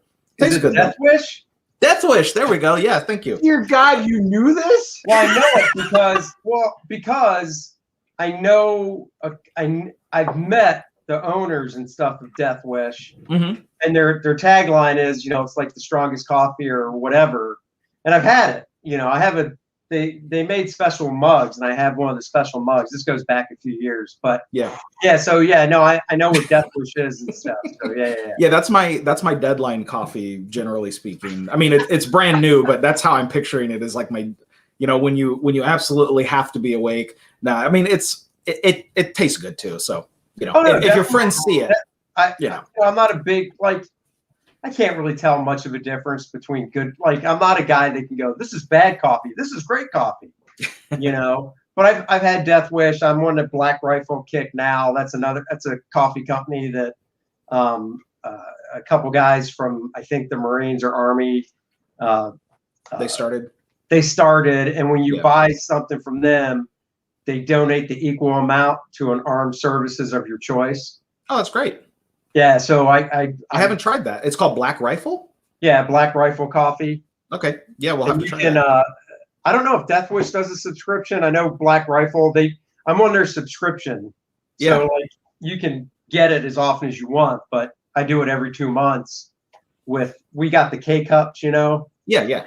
Yeah, so I get enough K-Cups to last I get 2 boxes of K-Cups, and there's 12 in each box. So every 24 days I get a new shipment. Yeah. Whatnot, but they donate, and I thought that was cool. Yeah, to the armed services. So anyhow, back in my day, it wasn't coffee. We had Jolt. Yeah, Jolt. Do you remember Jolt? Yeah, Jolt Cola. Yeah, I remember. Yeah, that was before there's all these high energy drinks, and when it was Jolt, when we had our deadlines, we would go in and you'd walk down and get your 2-liter bottles of soda in the middle of the night. Then you come back and you just fill them up, and that's what we kept with. Yeah, of course, with microwave burritos, probably. That is exactly it. Or ramen noodles. Or there you go. No, we didn't even do ramen. We had ravioli, and you didn't even heat it up. You just popped the can. No. Oh yeah. No. He's told me that, and I'm like, that is I used to eat the Chef Boyardee ravioli heated up. Yeah, heat it up. Oh, no way. Oh yeah, it's good. You don't need to heat it up at all. Barely a chance for botulism. That's their slogan. It says Chef Boyardee, barely a chance of botulism, Yes. Well, we used to play Shadowrun, and I don't know if you ever played Shadowrun or Earth Dawn. Shadowrun, yes. All right, so it's kind of on the order of Terry Brooks, from the standpoint that the world, and when Terry Brooks did the Shannara series, it was magic kind of ruled the world, the last druid and stuff.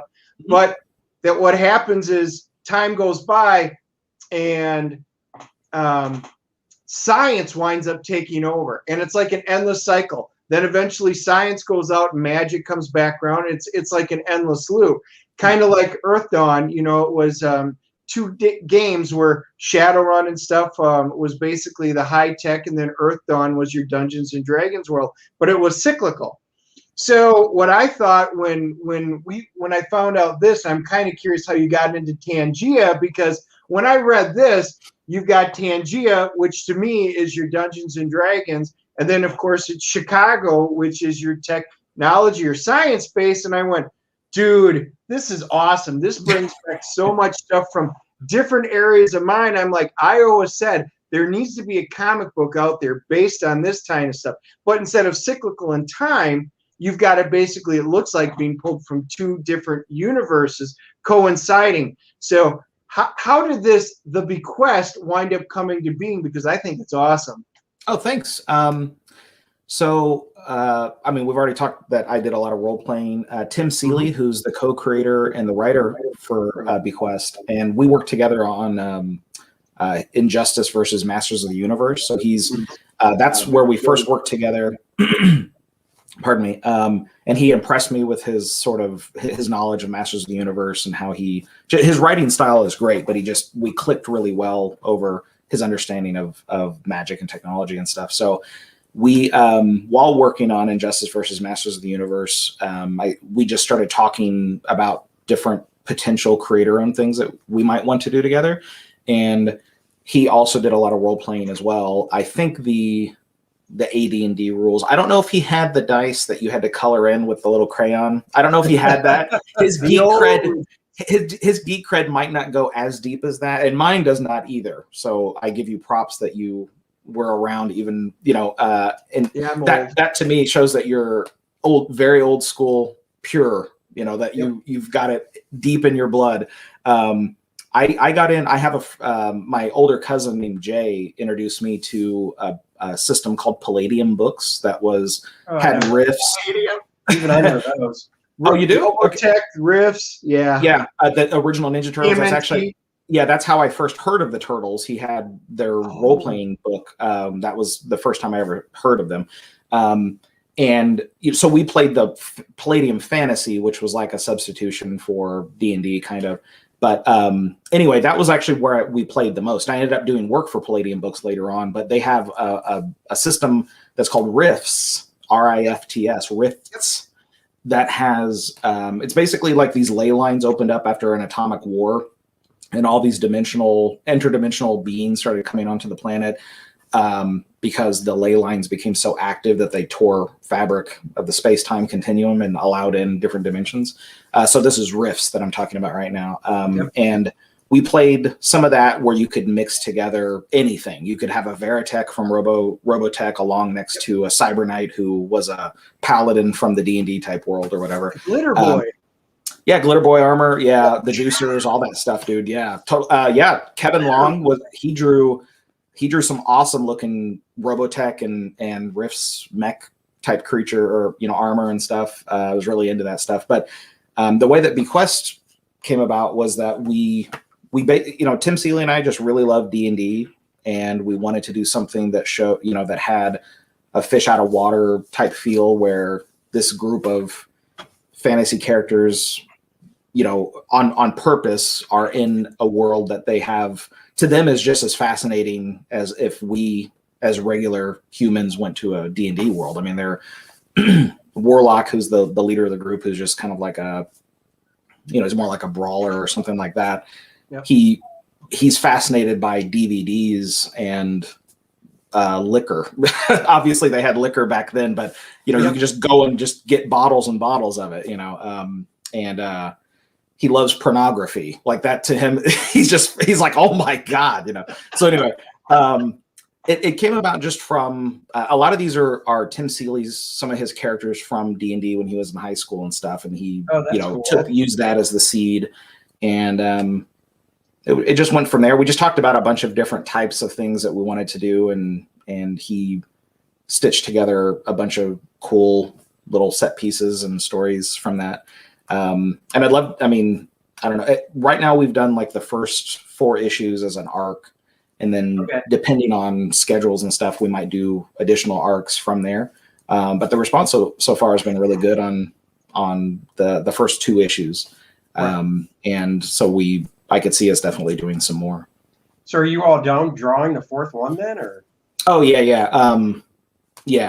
I've been done for a little while on drawing the 4th one. So when we were moving, I'll always remember this first arc as the moving saga, because when we started getting our house ready to move, I was basically just starting on issue 1, and then over the course of that time we were getting stuff packed and moved, and we were so far ahead on schedule that I could take Mike Martz, who I did a lot of work with at DC Comics. He is like the big wig at Aftershock, which is the company that we're doing this through.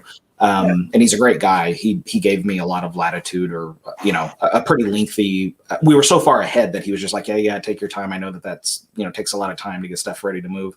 So I just finished it maybe a month ago or something, the 4th issue. Wow. So we're ahead, or however you would describe it, done with the first arc. Sure. And we just got the first batch of colors on the 4th issue today. So I was just going through and proofing that stuff. Oh, that's cool. So then what are you up to now? Or I have so during that time, I kept my commission list open. So right now I'm just working on indie covers for people who have basically work for hire covers on indie books. And then I just finished up another 5-part interlocking G.I. Joe cover thing, and then a bunch of commissions, like literally like 30 commissions that I've got to get through. I mean, I like doing commissions because it's just, as you know, just a big variety of characters that you can work on. But as far as what my next project is, so there's like 3 or 4 avenues that I could go in, and I actually don't know right now. It's a very strange but exciting, thing to contemplate. When you have a couple different paths, and it can, because you're like committing the next like 7 months to a year of your life to that. So, I'm not sure exactly. Question for the panel: have any of you ever seen the infamous Dungeons and Dragons movie? When did that come out? When did that come out? Yes. The year 2000 or 2000. Yeah. Maybe. Jeremy Irons. He was the one person they could afford in I think the movie, because it sure didn't go for the special effects. And I think Marlon Wayans was in it. He was a thief in the. Oh, that's right. Yeah. Dude, that was wretched. Come on. I mean, there's no way. I mean, even as Dungeons and Dragons fans, when that came out, we were like, "Oh, Dungeons and Dragons!" And the trailers, I remember, it's like, "Oh, special effects, dragon, fire, ah!"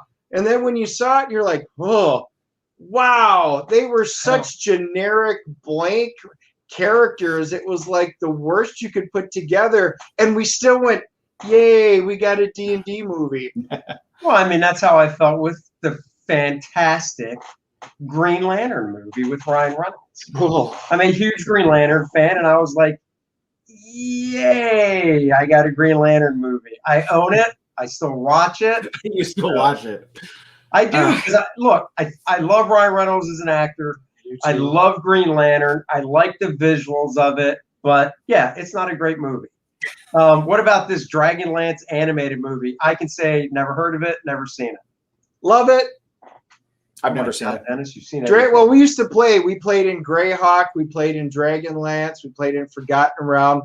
Aberon, not so fond of that. But the Dragonlance, I mean, Tassel. Oh yeah. The Bruner, like battle, not Bruner, Battlehammer. Anyway, the dwarf. It's been so long, but yeah, Dragonlance was fantastic. Weiss and Hickman, they did that first trilogy. Is right up there with some of the best Forgotten Realms novels and stuff. So that cartoon wound up being fairly decent for what it was, I thought. Yeah. The closest, I mean, just on a side note, like late last year, we saw me and Kiki and my best friend Pat. We watched in one night we watched the 3 animated Lord of the Rings films, where like Fellowship of the Ring and then Return of the King were both by the Rankin Bass, I think, and then the one in the middle, the one in the middle was by a different studio that did rotoscoping and stuff. It was very strange how it turned out. But the first, so Fellowship and Return of the King,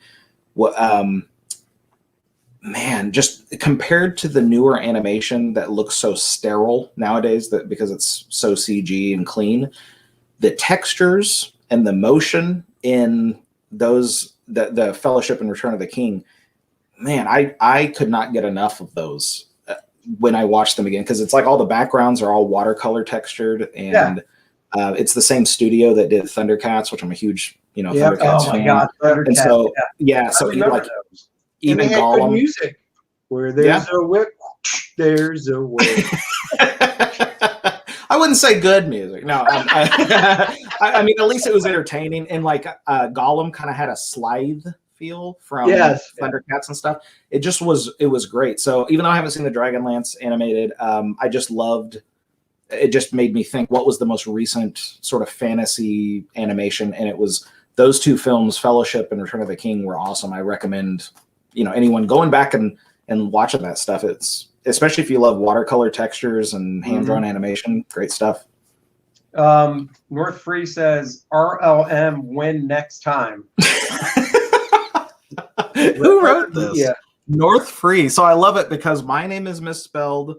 RLM might exclude you too if you don't know what RLM is. And then next time is not a question, it's a statement. It's an exclamation point. So what this means is Freddie, RLM means Red Letter Media. That's a YouTube channel that is very popular. I love those guys. And I've been on, I'm buddies with them. So I've been on the show a few times. And then next time, I'm assuming they're asking, when is the next time? Perhaps? That's what I thought. Okay.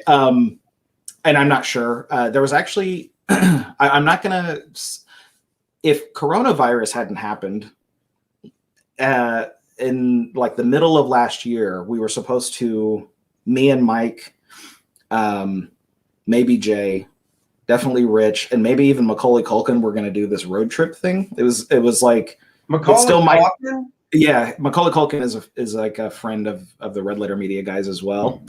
And I've never met him, okay, but it would be my introduction or our introduction to each other. But we were supposed to do this road trip thing, and maybe it'll still happen sometime when everyone feels safer traveling and stuff like that again. But that would have been in an alternate universe where coronavirus didn't happen. So maybe we can do that again. So I don't know. I love the Red Letter Media guys though. And it's funny, like maybe back to back there. I don't know if those questions actually were asked by the same person, but Red Letter Media did a commentary on the Dungeons and Dragons movie that you can watch on their Bandcamp or listen to on their Bandcamp for like $1 or something like that. And I highly recommend you guys do that because they're really funny and, you know, they're way more insightful than anything I could say about the D&D movie. So. Oh, that's awesome. This is pretty funny. There's a YouTube show that professional wrestlers actually play D&D. So that's cool. Well, what's the name of that show? I know, Michael, you got to tell us the name of the show. Yeah. So here's the question. Do you still play D&D or is that past you now? I did, like 10 days ago, we did a D&D session of BeQuest. We called it the Pre-Quest instead of BeQuest. I didn't name that, but it's actually pretty clever. I thought Pre-Quest is pretty funny. We played it then, and then maybe 3 months ago, my friend Pat was the DM and ran Kiki and I through a small scenario. But other than that, I haven't role-played in probably 15 years or something like that. So maybe even longer. I always saw D&D as a way to like kind of, it was kind of improving a storyline that I could potentially, or we could potentially later base a comic book on. Like that to me was what role-playing was. And it was fun, of course, because you get to eat the worst junk food until 3 a.m. and whatever, you know, you're just hanging out and having a good time. But as soon as like I had just gotten Kiki into role playing and she was really into it, she'd write these really long backstories of characters. So she'd really get into it. And then like 6 months after that, I got my first freelance work with Palladium Books. And so the free time that I used to spend role playing, because I was almost always the GM, now I was drawing. And that was very much a pattern that would persist throughout the next 20 years of life or whatever. Because that was in 99. So now 22 years or whatever that is, where any extra free time I should probably be drawing instead of just hanging out and chit-chatting or whatever. I hear you. The problem is it's time consuming. I mean, it is. I DM'd, you know, a 6-year campaign right before we moved here. And so all of our friends, it was really getting towards the end, but you know, we were sitting there going, and what we do is we would do all of our stuff through email. You know, it's all story. So we do it, and I kept it, and it basically turned it into novels. It's chapters. Sure. And then we would meet once a month at one of our houses, have the big battle board set up. It was the big battle, and then we would go back and do it. But I was putting in 40, 45 hours a week just working on story and getting this stuff ready. And I mean, that's a lot of time, but it was fun as hell. Yeah, it's definitely fun. Have you tried the Roll20 thing? The Roll20 interface? I have. We are actually starting a fantasy ground, so we're just getting in on the fantasy ground, which is similar to it. Okay, I had heard of that and I had seen screen captures, but last week or 10 days ago, when we did the Pre-Quest thing, that was the first time I'd ever used it or interacted with it or whatever, and it was very user friendly, really cool looking. Whoever designed that and probably these other ones did an excellent job. And I thought, wow, what a great resource if you people do have time, at least it cuts out travel time, and it has a lot of the mechanics built into it, and has the maps built in with your icons and stuff. So it anybody out there who's in a similar situation, I would recommend doing those things. It's hard for me to even find like a word that I've only heard recently, like the mental bandwidth to be able to deal with that. I'm locked up inside of all these other little worlds of drawing whatever project or cover, a couple of covers, that it's hard for my brain to even allow something else to enter that stream of knowledge or the stream of concentration. So even if I were just a player, I don't know how engaged. It's hard to be connected or into it when my brain is on this other stuff, you know. Oh yeah. Totally. Kiki's got a good one too.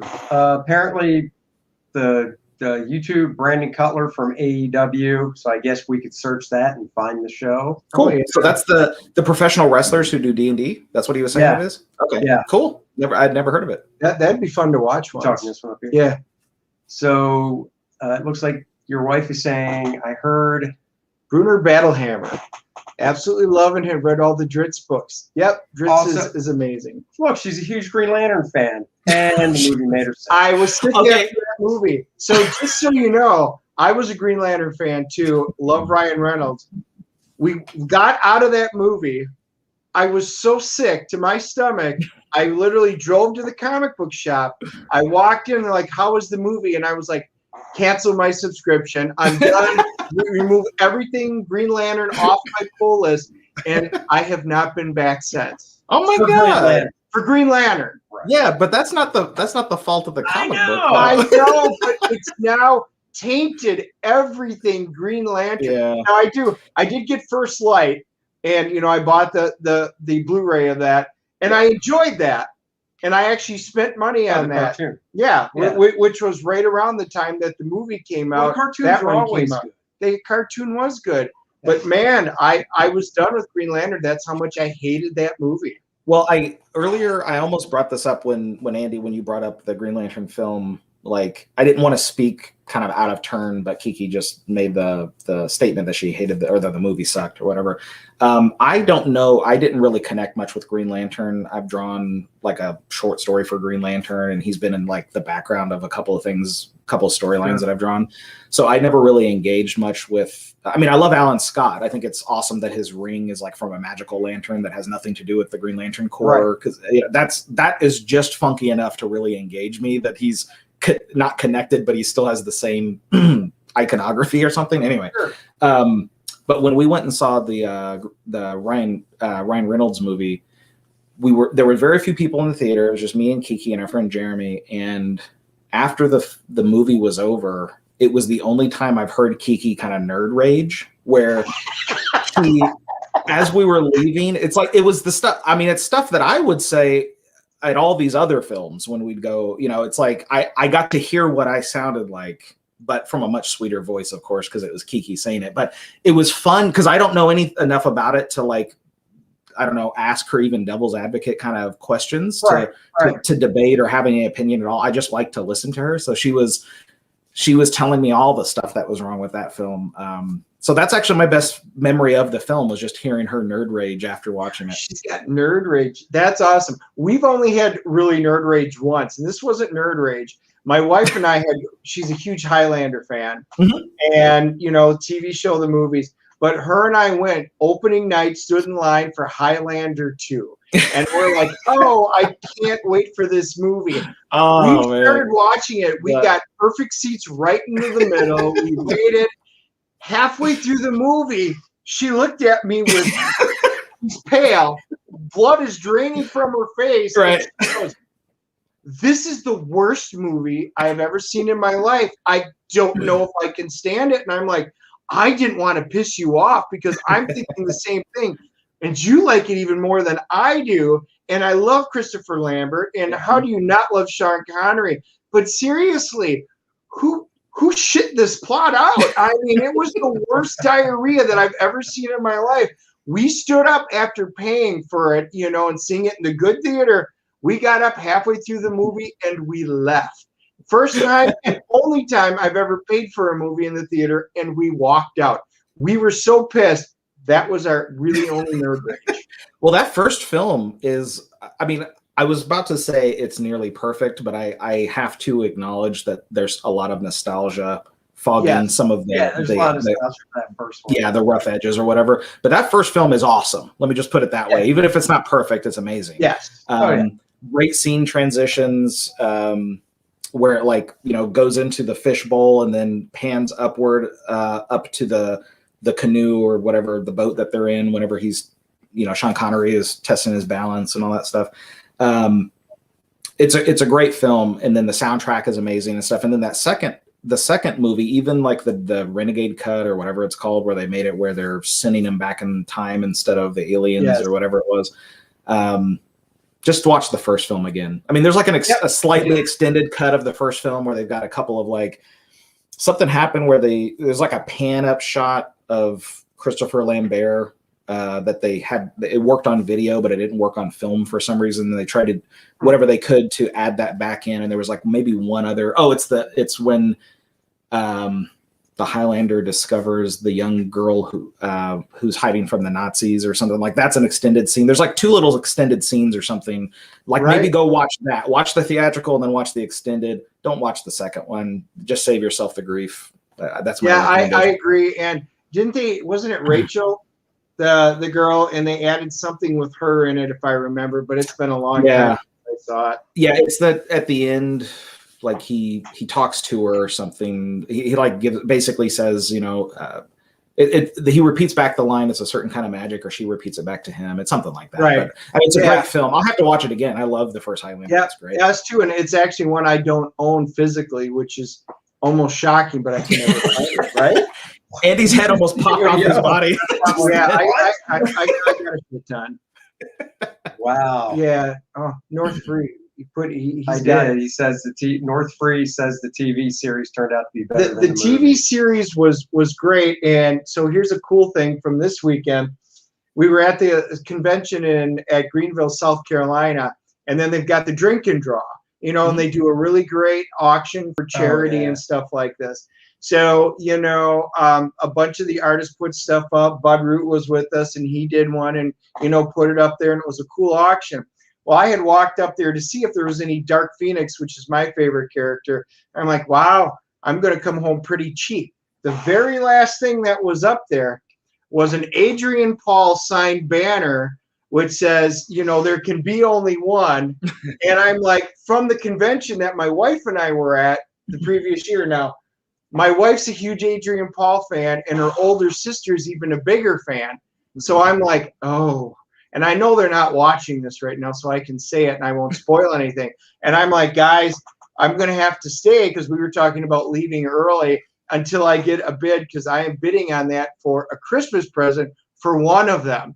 So, and they were like, yeah, but we want to go. And I'm like, so I go up to Michelle. I'm like, hey, I kind of need you to, when can we do this? I need to bid before I leave. And she goes, oh. So she goes up. 2 later, it goes up for bid. So it's just me and one other guy bidding. And of course, I won it. And I'm like, yeah, awesome. I'm not leaving here without that. One of the girls is getting it. So they're like, which one are you going to give it to? I'm going to put it in the middle of the floor.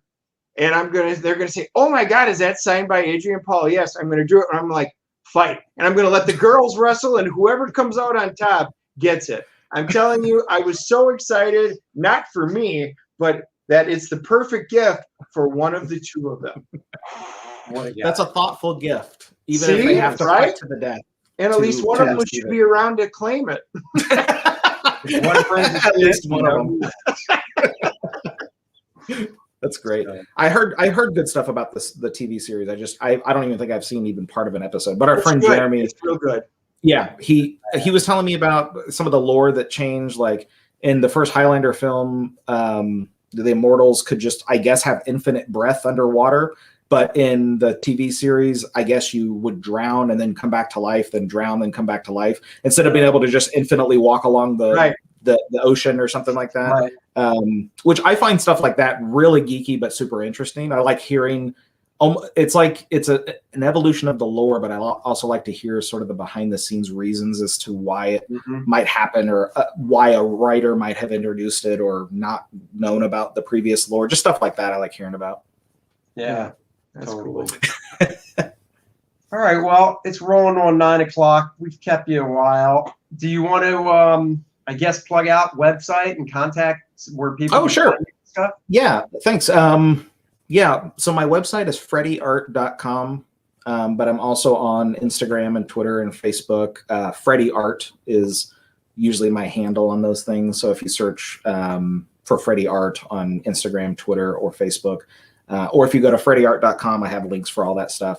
And the current project I have coming out, I mean, BeQuest issue 2 just came out today, and that's the main project. It's my first creator-owned book in like 6 years or something. So if you're into D&D and like cool writing from Tim Seeley and that sort of stuff, then it's the same creative team that did Injustice versus Masters of the Universe, because even the same colorist and letterer and stuff. So yeah, no, it's a fun book. It's, you know, I describe your art as fun. You know, that's why I like about it. It just has a fun energy behind it. Thanks. Thank you. I think it's, you know, I think you have a unique style, and I like your storytelling and stuff. So we're going to do a quick flip on it this week, and then we will probably do a full review on it later, so you guys can check back. Make sure you hit the like and the subscribe button so you know when we go live, and you can do, you know, check out the stuff when we post these. But yeah, this is a fun book. I already told them just keep me signed up for I didn't know it was just a single arc, so as many as it's coming out. Yeah, it's at least a single arc. Then there'll be, you know, there might be like a break and then us to do another arc or something like that. That's kind of how it's built, but we'll see how it goes. So, yeah. And thank you everyone for having, you know, for the questions, and thank you both for having me on the show. And oh, definitely, man. Definitely. Sorry for the misunderstanding of the start time. Don't worry about it. Okay, very cool. No worries. All right, guys, we'll be back on Friday to talk about the season finale of Falcon Winter Soldier, and we're going to give a nice full rundown of South Carolina Comic-Con from the past weekend. Yep. So join us on Friday at 4 o'clock, and we'll see everybody later. One last comment. Had a great time. Thank you, and thank you all for joining us. Yep. Bye, guys. Bye, everybody. Thanks. Thanks.